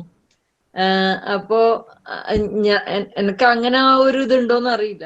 പിന്നെ രണ്ടാമത്തെ ചോദ്യം, 324 ബുക്ക് ഇറക്കിക്കൂടെ എന്നൊക്കെ ചോദിക്കുന്നത് അങ്ങനെ ഒരു ഞാൻ പറഞ്ഞ പോലെ ആ ഒരു വെഞ്ചർ ഭയങ്കര ഒരു അണ്ടർടേക്കിംഗ് ആണ്. ഇപ്പൊ ഞാൻ എന്റെ കഥ ആരാ വായിക്കുക എന്നുള്ളതാണ് എന്റെ എക്കാലത്തെയും ഇത്. എന്നുവെച്ചാ പിന്നെ വളരെ വളരെ മടിച്ച് ഫേസ്ബുക്കിൽ ആദ്യകാലത്ത് ഫേസ്ബുക്കിൽ നോട്ട്സ് എന്ന് പറഞ്ഞിട്ട് ഒരു ഇതുണ്ടായിരുന്നു, ഡോണക്ക് ഓർമ്മയുണ്ടാവും. അപ്പൊ ഇപ്പോഴും ഉണ്ട്, ഇപ്പൊ അധികാരം ഉപയോഗിക്കുന്നില്ല. അപ്പൊ അങ്ങനെ കഷ്ടപ്പെട്ട് മലയാളത്തിൽ ടൈപ്പ് ചെയ്ത് പിന്നെ എന്നുവെച്ചാൽ ഒരു പ്രാവശ്യം എഴുതി കഴിഞ്ഞാൽ പിന്നെ എനിക്ക് അതിനോടൊരു ഡിസ്കണക്ട് ആണ്. അതെന്റെ കുട്ടിയാണെന്നോ അതെന്റെ അങ്ങനെയാണെന്നൊന്നും എനിക്കില്ല. അത് ഒരു നിഷ്കാസനം ചെയ്ത ഒരു ഇതുപോലെ അതിനെ ഞാൻ മാറ്റി, അതിനെ ഞാൻ കസേരന്ന് ഇറക്കി വേറൊരു മൂലക്കാക്കി അതിനെ നിർമാർജനം ചെയ്യാൻ വേണ്ടിട്ട് ശ്രമിക്കുന്ന പോലെ അങ്ങനെയൊക്കെ എന്തൊക്കെയോ ആണ് പ്രശ്നങ്ങൾ. അപ്പോ അതെടുത്ത് അത് റീവിസിറ്റ് ചെയ്യുമ്പോ ചിലപ്പോ ഇങ്ങനെ പലതിലും ഈ പറഞ്ഞ പോലെ ആ എഴുതിയ എന്തായിരിക്കും എഴുതിയ ആ മാനസികാവസ്ഥയിൽ ആയിരിക്കും അത് ഓർമ്മ കിട്ടൂല. പക്ഷെ അത് ആ കുറിച്ചിട്ടത് മാത്രമേ ഉണ്ടാവുള്ളൂ. അപ്പൊ ചിലപ്പോഴല്ല അതൊരു വളരെ പിന്നെ മനസ്സിനൊരു, ഞാൻ ഡോണയോട് പറഞ്ഞു, ആ ഒരു പെർഫ്യൂം എന്താ പറയാ, ഒരു പെർഫ്യൂമിന്റെ ഒരു കഥയുണ്ട്. അപ്പൊ അതൊരു ആക്സിഡന്റ് ആയ ഒരു കാറ്, ആ ആക്സിഡന്റ് കോസ് ചെയ്ത ആള് പോയിട്ട് പിന്നെ കാറിന്റെ ഉള്ളിൽ നിന്ന് ആ സ്ത്രീനെ രക്ഷിക്കാൻ നോക്കുമ്പോ ആ സ്ത്രീന്റെ പെർഫ്യൂം ഡ്രോൺ എന്ന കഥയിലല്ലേ? അല്ല, ഡ്രോൺ അല്ല, ഇത് മറ്റേ ആ ആക്സിഡന്റ് ഇതായിട്ട് ആ കുട്ടീനെ ആ സ്ത്രീനെ വലിച്ചെടുക്കാൻ നോക്കുമ്പോ പറ്റുന്നില്ല. അവസാനം ആ ഫയർ അയാൾക്ക് കാലിൽ ഇങ്ങനെ തീ കയറുന്ന സെൻസേഷൻ, പെർഫ്യൂം എന്നുള്ള കഥയില് മരിച്ച സ്ത്രീയുടെ പെർഫ്യൂം. അപ്പൊ അതൊക്കെ റീവിസിറ്റ് ചെയ്യുമ്പോ ഭയങ്കര ട്രോമയാണ്. ആ ഒരു ഭയങ്കര ഇന്റൻസ് ആയിട്ടുള്ളതാണ്. അപ്പം ഡ്രോൺ അതേപോലെ ഡ്രോണിന്റെ കഥയിൽ ആ പൈലറ്റ് ആ ഡ്രോണ് പിന്നെ ഇത് പ്ലാൻ ചെയ്യുന്ന ആളാണ് ഇരിക്കുന്നത്. അപ്പൊ അവിടുന്ന് പിന്നെ ബോംബിടുന്നതിന്റെ മുന്നേ ഒരു മാസത്തോളം അത് നിരീക്ഷിച്ചിട്ട് ആ ഒരു കുട്ടിയും അതിന്റെ ഗ്രാൻഡ് മദറും കളിക്കുന്നതും അവരുടെ ജീവിതമാണ് കാണുന്നത്. അപ്പോ ബോംബിട്ടതിന് ശേഷം ആ കുട്ടീന്റെ വസ്ത്രത്തിന്റെ അറ്റം ആ റബിൾസിന്റെ ഇടക്ക് കാണുകയാണ്. അപ്പൊ അതൊക്കെ ഭയങ്കര ഇമോഷണലി ഇപ്പൊ ആലോചിക്കുമ്പോ എനിക്ക് ഭയങ്കര പറയുമ്പോ തന്നെ ഒരു വിഷമം ഉണ്ടാക്കുന്ന ഒരു ഇതാണ്. അപ്പൊ ഞാനതൊന്നും റീവിസിറ്റ് ചെയ്തിട്ടേ ഇല്ല. അതെല്ലാം ഞാനിങ്ങനെ മൂലക്കിട്ടു. അതിന് എടുത്തു നോക്കുമ്പോ എന്തായിരിക്കും സ്ഥിതി എന്ന് എനിക്കറിയില്ല. അതുപോലെ മറ്റൊരു ചോദ്യം കൂടി ജ്യോതിയിൽ നിന്ന് തുടങ്ങട്ടെ. ശ്യാമിലി അജയൻ ചോദിച്ചേക്കുന്നു, നിങ്ങളുടെ രചനാ ജീവിതത്തിന് അതാത് സ്ഥലത്തെ നിയമവ്യവസ്ഥകൾ പ്രശ്നങ്ങൾ സൃഷ്ടിക്കാറുണ്ടോ? UK അങ്ങനെ എഴുത്തിന്റെ ഫ്രീഡത്തിനോ ആവിഷ്കാര സ്വാതന്ത്ര്യത്തിനോ ഒക്കെ വിലങ്ങ് ഏതെങ്കിലും തരത്തിലുണ്ടോ? ഞാൻ ഇവിടെ വന്ന സമയത്ത് എന്റെ ഭർത്താവ് ആക്ച്വലി ഞാൻ UK വരുന്നു എന്നൊക്കെ പറഞ്ഞപ്പോ ആദ്യം ഉണ്ടായ കോൺവെർസേഷനില് നമ്മള് അബുദാബിയിലുള്ള സമയത്തായിരുന്നു ഞാൻ UK വരുന്നത്. അപ്പോ ഞാനിങ്ങനെ ഫ്രീഡം എന്നൊക്കെ പറഞ്ഞിട്ട് ഇങ്ങനെ സംസാരിക്കുമ്പോ മാധവൻ ചോദിച്ചിട്ടുണ്ട്, ഇതെന്തത് എല്ലാ ദിവസവും ഗാർഡിയനിൽ എഴുതാൻ പോവുകയെന്നോന്ന്.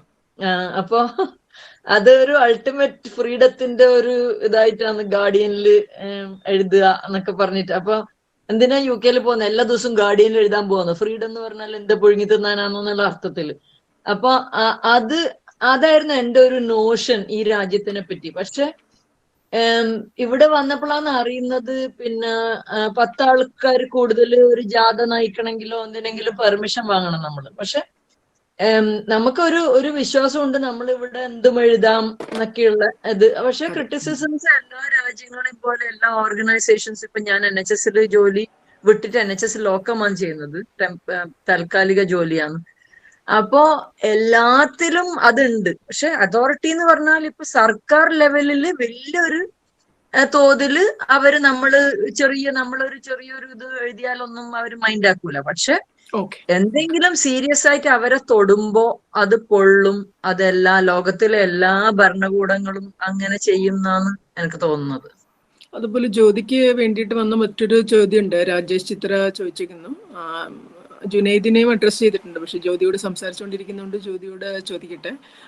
ജ്യോതി മിഡിൽ ഈസ്റ്റിലും പടിഞ്ഞാറും താമസിച്ചിട്ടുണ്ട്. ഏതിടമാണ് നിങ്ങളുടെ എഴുത്തിനെ കൂടുതലായി സ്വാധീനിച്ചത്? എന്താണ് ഈ ഇടങ്ങളുടെ വ്യത്യാസമെന്ന് രാജേഷ് ചിത്ര ചോദിച്ചിട്ടുണ്ട്. ഇടങ്ങളൊന്നും സ്വാധീനിച്ചതായിട്ട് തോന്നുന്നില്ല. എനിക്ക് തോന്നുന്നു ഞാൻ ഒരു 6 വയസ്സ് മുതലൊക്കെ എഴുതി തുടങ്ങിയിട്ടുണ്ടാവണം. അപ്പോ ആ കാലഘട്ടങ്ങൾ സ്വാധീനിച്ചിട്ടുണ്ട്. അപ്പോ ഇപ്പൊ ആദ്യം കവിത എഴുതിയ സമയത്ത് നമ്മൾ വളരെ ഗോപ്യമായിട്ട് ചില കാര്യങ്ങൾ പറഞ്ഞിതാക്കണം. അപ്പൊ നമുക്ക് ആ സങ്കേതമാണ് ഏറ്റവും നല്ലത്. എന്നുവെച്ചാൽ സീക്രട്സ് പറയാൻ കവിതയാണ് ഏറ്റവും നല്ലത്. പിന്നെ കുറച്ചും കൂടെ ബോൾഡ് ആയപ്പോ കഥകളായി. പിന്നെ ഇടക്ക് ഇംഗ്ലീഷ് കവിതയായിട്ട് കവിതയിലേക്ക് കുറച്ച് തിരിച്ചുപോയി. പിന്നെ എനിക്കിപ്പോ അത് കവിതയുടെ ആവശ്യമില്ല ഒരു തോന്നല്. പറയാനുള്ളതെല്ലാം പരത്തി പറയാം എന്നുള്ള ഒരു ഇതിലാണ്. അപ്പൊ അതല്ലാണ്ട് അങ്ങനെ പിന്നെന്താ പറയാ, ആ കാലഘട്ടങ്ങളല്ലാണ്ട് സ്ഥലങ്ങൾ സ്വാധീനിച്ചിട്ടില്ല. പലതിലും ഒരു പശ്ചാത്തലം സ്ഥലം ഉള്ളത് നമ്മൾ ചൂസ് ചെയ്ത് ഈ പറഞ്ഞ പോലെ ഇപ്പൊ നമ്മൾ ഭയങ്കര ഗ്ലോബലായി വരുമ്പോ ഗൂഗിൾ മാപ്സ് അല്ലാതാണ്. ഗൂഗിൾ മാപ്സിൽ ഇങ്ങനെ സ്ഥലങ്ങൾ മാറി മാറി മാറി മാറി വരുന്നതാണ്. അപ്പൊ അല്ലാണ്ട് അതുപോലെ എന്റെ കഥകളില് ഞാൻ ആ രീതിയിൽ പിന്നെ അനുഭവങ്ങൾ കഥയാക്കുന്ന ഒരു പരിപാടി ഇല്ല. അങ്ങനെ ഭയങ്കര നറേറ്റീവായിട്ട് ഉണ്ടോന്ന് എനിക്ക് അറിയില്ല. എപ്പോഴും എന്തോ അങ്ങനെ തോന്നുന്നില്ല അവർക്കും. ഓക്കെ, താങ്ക്സ് ജ്യോതി.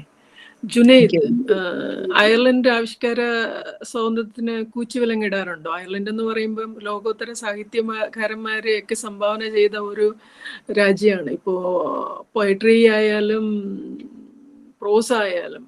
ഇപ്പം കേരളത്തിൽ തന്നെ എന്താണ് ഹേ ഫെസ്റ്റ് പോലെയുള്ള പോയട്രി ഇവന്റ്സിന് സച്ചിമാഷ് വെല്ലിഷ് പോയിറ്റ്സിനെയൊക്കെ ഇൻട്രൊഡ്യൂസ് ചെയ്തിട്ടുണ്ട്. അപ്പോൾ നമ്മുടെ കവിതയിൽ തന്നെ നമ്മളെ സ്വാധീനിച്ച ഒരുപാട് കവികളും എഴുത്തുകാരും ഒക്കെ ഉള്ള ഒരിടമാണ്. അപ്പോൾ അവിടെ ആവിഷ്കാര സ്വാതന്ത്ര്യത്തിന് അവര് കയ്യേറ്റം നടത്താറുണ്ട്. അതുപോലെ തന്നെ ജുനൈദ് മിഡിൽ ഈസ്റ്റിലും താമസിച്ചിട്ടുണ്ട്, ഇപ്പോൾ അയർലൻഡിലും താമസിക്കുന്നുണ്ട്. രാജേഷ് ചിത്രയുടെ ചോദ്യമാണ്, ഏത് സ്ഥലമാണ് സാഹിത്യത്തിന് വേണ്ടിയിട്ട് കൂടുതൽ പ്രചോദനമായിട്ടുള്ളത്, എഴുത്തിനെ കൂടുതലായി സ്വാധീനിച്ചിട്ടുള്ളത്? ഇവിടെ ഒരു ഇടപെടലുകൾ അങ്ങനെ ഉള്ളതായിട്ട് എനിക്ക് വലിയ അറിവില്ല. കാരണം അങ്ങനെ ഒരു പ്രശ്നം ഉണ്ടായതായിട്ട് ഇതുവരെ കേട്ടുകേഴ്വിയില്ല. എന്നാലും നേരത്തെ ജോ പറഞ്ഞ മാതിരി ഈ സർക്കാരിനെ അല്ലെങ്കിൽ അവരുടെ ഒരു സിസ്റ്റത്തെ തൊടാൻ പോയി കഴിഞ്ഞു കഴിഞ്ഞാൽ എന്തെങ്കിലും വിഷയങ്ങൾ ഉണ്ടാകുമായിരിക്കും. പക്ഷെ എന്റെ അറിവിൽ അങ്ങനെ ഒരു സംഭവം ഇതുവരെ ഉണ്ടായിട്ടില്ല. പിന്നെ ഈ ഏത് സ്ഥലമാണ് സ്വാധീനിച്ചത് എന്ന് ചോദിച്ചാൽ സ്ഥലങ്ങൾ അങ്ങനെ എഴുത്തിനെ സ്വാധീനിക്കുന്നൊന്നുമില്ല. നമ്മള് പിന്നെ മിഡിൽ ഈസ്റ്റിലായിരുന്നപ്പോൾ എഴുതാനുള്ള സമയം വളരെ കുറവായിരുന്നു. അവിടെ ആകെ അവധി കിട്ടുന്നത് മാസത്തിൽ ഒരിക്കൽ അല്ലെങ്കിൽ 2 ആഴ്ച കൂടുമ്പോഴത്തേക്കിന് ഒരു വെള്ളിയാഴ്ചയൊക്കെ ആയിരുന്നു അവിടെ അവധി കിട്ടിക്കൊണ്ടിരുന്നത്. ഇവിടെ ഇപ്പൊ പാർട്ട് ടൈം ആയതുകൊണ്ട് സമയത്തിന്റെ ആ ഒരു വിഷയമില്ല. പിന്നെ സാഹചര്യങ്ങൾ കൂടുതലുണ്ട്.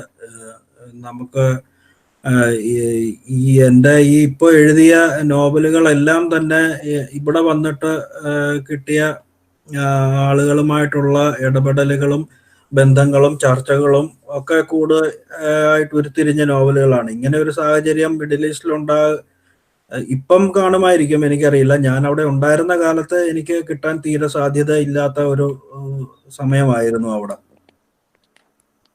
ഇപ്പൊ ഈ കഴിഞ്ഞ ഈ ഏറ്റവും പുതിയതായിട്ട് എഴുതിയ 7 Days in ലിഞ്ച്വാർഡ് ബാൺ എന്ന് പറയുന്ന ഇംഗ്ലീഷ് നോവൽ, അതായത് അത് ആമസോണിൽ പ്രസിദ്ധീകരിച്ചതാണ്.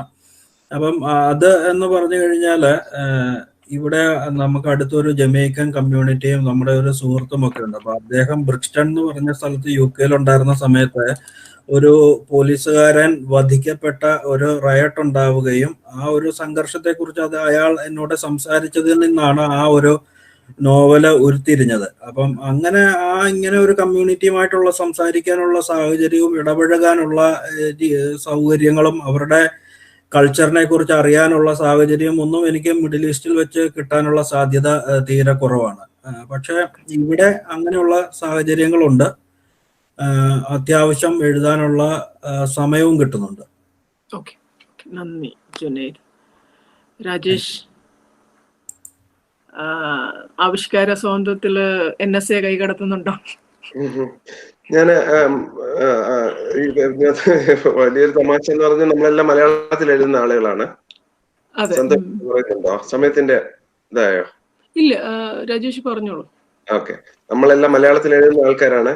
ഇവർക്കാർക്കും മലയാളം വായിച്ചാൽ മനസ്സിലാവുമെന്ന് തോന്നുന്നില്ല. അതൊരു വലിയ അവർക്കൊരു ട്രാൻസ്ലേറ്ററിനെ വെക്കാൻ അത്ര ബുദ്ധിമുട്ടുള്ള കാര്യമൊന്നും അല്ല. ജുനൈദ് ഇംഗ്ലീഷിൽ എഴുതുന്നതുകൊണ്ട് ജുനൈദിന് ചിലപ്പോൾ കുറച്ചുകൂടെ അപകടം ഉണ്ടായിരിക്കും. അല്ല, എന്നാലും വളരെ വ്യക്തമായിട്ട് പറയേണ്ട ഒരു കാര്യം എന്ന് പറഞ്ഞു കഴിഞ്ഞാൽ, നമ്മൾ ഇന്ത്യയിൽ ഇരിക്കുമ്പോഴേ നമ്മളുടെ പൗരസ്വാതന്ത്ര്യങ്ങളുമായിട്ട് താരതമ്യം ചെയ്യുന്നത് ഗൾഫിലാണ്. ഗൾഫില് വളരെ നിയന്ത്രണങ്ങൾ കൂടുതലുള്ള സ്ഥലമാണ് ഇന്ത്യയെ അപേക്ഷിച്ച്. പക്ഷെ ഇതിന് നേരെ വിപരീതമായിട്ട് പാശ്ചാത്യ രാജ്യങ്ങള് വളരെയേറെ സ്വാതന്ത്ര്യമുള്ള രാജ്യങ്ങളാണ്. നമ്മളിപ്പോ പറഞ്ഞ പോലെ MN വിജയൻ പറഞ്ഞതാണെന്ന് എനിക്ക് തോന്നുന്നു. ഒരു പശു അത് കുതിറുമ്പോഴാണ്, ഓടാൻ ശ്രമിക്കുമ്പോൾ മാത്രമാണ് അത് കെട്ടിയിട്ടിട്ടുണ്ടെന്ന് അറിയുന്നത്. അതുവരെ അത് സ്വതന്ത്രയാണ്. അപ്പൊ അതുപോലെ ചിലപ്പോൾ നമ്മൾ വ്യവസ്ഥിതിയെ വിമർശിക്കുന്ന രീതിയിൽ ഞാൻ കേട്ടിട്ടുണ്ട്. കോളേജുകളിലൊക്കെ പ്രൊഫസർമാര് ഏതെങ്കിലും ഒരു പ്രത്യേക മതത്തിനെ കുറിച്ചോ അല്ലെങ്കിൽ ഒരു രാഷ്ട്രീയ പ്രസ്ഥാനത്തിനെ കുറിച്ചോ ഒരു വിമർശനം ഉന്നയിച്ചു കഴിഞ്ഞാൽ അവരെ ഹെയ്റ്റ് മെയിൽ കൊണ്ട് അവരുടെ മെയിൽ ബോക്സ് നിറയ്ക്കുക, അങ്ങനെയൊക്കെ ചെയ്യുന്ന സംഘടനകളുണ്ട്. അതൊന്ന് കേട്ടിട്ടുണ്ട്. പക്ഷെ ഇവിടുത്തെ എനിക്ക് വലിയൊരു വ്യത്യാസമായിട്ട് തോന്നുന്നത്, നമ്മളുടെ പൗരസ്വാതന്ത്ര്യങ്ങളെ സംരക്ഷിക്കാൻ വേണ്ടിയിട്ട് രംഗത്ത് വരുന്നത് ഇവിടുത്തുകാരായിരിക്കും.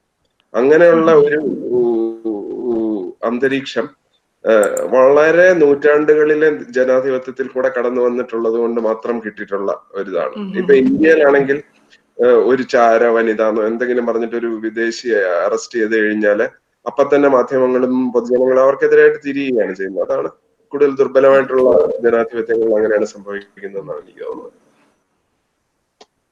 ഓക്കെ, ഇതിന് ജെയിംസ് പെരുമൻ നേരിട്ട് എന്നോട് ചോദിച്ചിട്ടുള്ള ഒരു ചോദ്യമാണ്. സച്ചിദാനന്ദൻ മാഷിന് പോലും അപ്രാപ്യമായ രീതിയിൽ 8 ലോകോത്തര ഭാഷയിലേക്ക് കവിത ട്രാൻസ്ലേറ്റ് ചെയ്തതിനെ പറ്റിയിട്ട്. ഇത് ഞാൻ ഇങ്ങനെയൊക്കെ സംഭവിക്കും എന്ന് കരുതിയിട്ട് കവിത എഴുതാനിരുന്ന ആളല്ല. ഒരു കാര്യം മാത്രം ശ്രദ്ധിച്ചിരുന്നു. ചാനൽ ഓപ്പൺ ചെയ്തിടുക എന്ന് പറയുന്നത്. അത് ബ്ലോഗ് ഒരു ചാനലാണ്, അതായത് ഞാൻ എഴുതുന്നത് അതിലേക്ക് പ്രസിദ്ധീകരിക്കുക എന്നുള്ളത്. അത് കഴിഞ്ഞിട്ട് അത് എന്താകുന്നു, ആളുകൾ വായിക്കുന്നുണ്ടോ വായിക്കുന്നില്ലേ, അത് ആളുകൾ അതിനെക്കുറിച്ച് ചർച്ച ചെയ്യുന്നുണ്ട്, അതൊന്നും എൻ്റെ കൺട്രോളിലുള്ള കാര്യമല്ല. എനിക്ക് ചെയ്യാൻ പറ്റുന്നത് അടുത്ത കവിതയിലേക്ക് പോവുക എന്നുള്ളതാണ്. അപ്പോൾ എനിക്ക് തോന്നുന്നു സോഷ്യൽ മീഡിയയിൽ പോസ്റ്റ് ചെയ്ത കവിതകൾ രവിശങ്കർ ട്രാൻസ്ലേറ്റ് ചെയ്യുകയും അതിൽ നിന്ന് രവിശങ്കർ ട്രാൻസ്ലേറ്റ് ചെയ്ത കുറേ കവിതകൾ ജർമ്മനിലേക്ക് ട്രാൻസ്ലേറ്റ് ചെയ്യപ്പെടുകയും അതുവഴി മറ്റു ഭാഷകളിലേക്ക് ട്രാൻസ്ലേറ്റ് ചെയ്യപ്പെടുകയും അങ്ങനെ അങ്ങനെ അങ്ങനെ അതൊരു തുടർച്ചയായിരുന്നു. അല്ലാതെ ഈ മറ്റു ഭാഷയിലേക്ക് പരിഭാഷപ്പെടുത്താൻ വേണ്ടിയിട്ട് മാത്രം കവിത എഴുതുകയോ അങ്ങനെയൊന്നും ചെയ്തില്ല. പിന്നെ സച്ചിദാനന്ദ മാഷിന്റെ കാര്യം എന്ന് വെച്ചാൽ മാഷിന് 8 ഭാഷയെന്നല്ല, എനിക്ക് തോന്നുന്നു ലോകത്തിലെ ഒരുമാതിരിപ്പെട്ട ഭാഷകളിലൊക്കെ സച്ചി മാഷിന്റെ കവിതകൾ മൊഴിമാറ്റപ്പെട്ടിട്ടുണ്ട്. ഈ ഇന്ത്യയിൽ തന്നെ നിലവിലുള്ള എല്ലാ ഭാഷകളിലേക്കും ഒരുമാതിരിപ്പെട്ട എല്ലാ ഭാഷകളിലേക്കും സച്ചി മാഷിന്റെ കവിത മൊഴിമാറ്റപ്പെട്ടിട്ടുണ്ട്. അതുപോലെ ജെയിംസിന്റെ മറ്റൊരു ചോദ്യം ഈ എക്സ്പെരിമെന്റൽ പോയത്തിന്റെ കാര്യമാണ്. എക്സ്പെരിമെന്റൽ ഇപ്പോൾ ചെയ്തു കൊണ്ടുവരുന്നത് നമ്മളെ കവിതയിൽ പുതിയ ഒരു ജാൻറെ ആവിഷ്കരിക്കാനുള്ള ശ്രമമാണ്. അപ്പോൾ ഇതുവരെ ഇല്ലാത്ത കുറച്ച് കാര്യങ്ങൾ ചെയ്യാൻ ശ്രമിച്ചുകൊണ്ടേ ഇരിക്കുകയാണ്. അപ്പോൾ ഇപ്പോൾ അതിന് യൂറോപ്പിലും USA-ലും കാനഡയിലൊക്കെ ഉള്ള വിഷ്വൽ പോയിറ്റ്സിന്റെ ഇടയിൽ അതിന് ശ്രദ്ധ കിട്ടിയിട്ടുണ്ട്. അപ്പോൾ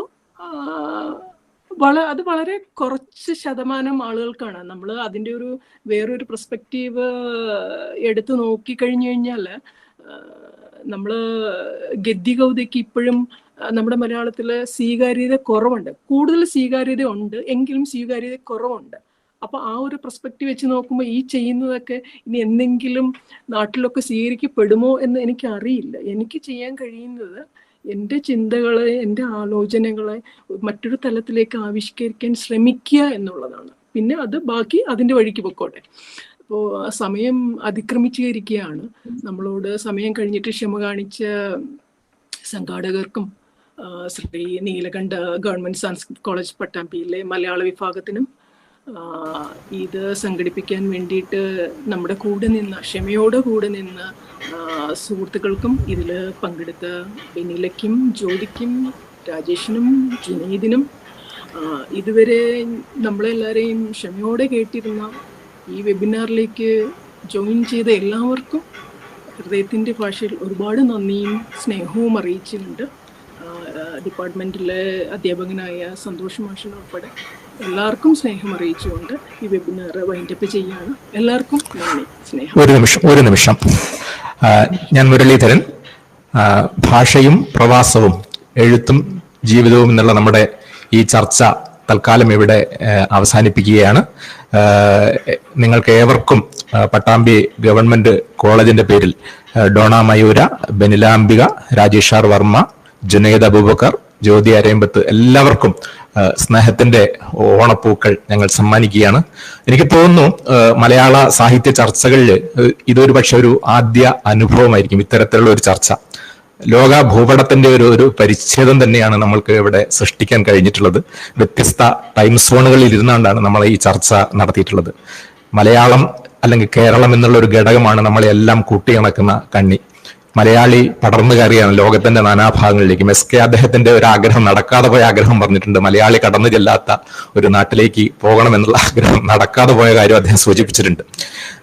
അപ്പോൾ നമ്മുടെ നാട്ടിൽ ഭാഷ തഴയപ്പെടുമ്പോഴും ഒരുപാട് പ്രശ്നങ്ങളുണ്ട്. ഞാൻ അതിലേക്ക് ഇപ്പോൾ കടക്കുന്നില്ല. നിങ്ങൾ മനസ്സിൽ സൂക്ഷിക്കുന്ന ഈ നാടിനോടുള്ള ആ സ്നേഹവും കൂറും ഒക്കെ ഞങ്ങളെ അത്ഭുതപ്പെടുത്തുന്നുണ്ട്. രണ്ടിടങ്ങളിൽ പെട്ടുപോയവരുടെ സംഘർഷങ്ങൾ പേറുമ്പോഴും സ്ഥലത്തിന്റെയും സമയത്തിന്റെയും പരിമിതികളെ മറികടന്നുകൊണ്ട് ഭാഷയെ കൂടെ കൊണ്ട് നടക്കുവാൻ നിങ്ങൾ നടത്തുന്ന ഈ ശ്രമങ്ങൾക്ക് ഞങ്ങളുടെ എല്ലാവിധ സ്നേഹാദരങ്ങളും അർപ്പിക്കുകയാണ്. എല്ലാവർക്കും ഒരിക്കൽ കൂടി കോളേജിന്റെ പേരിൽ നന്ദി, നമസ്കാരം.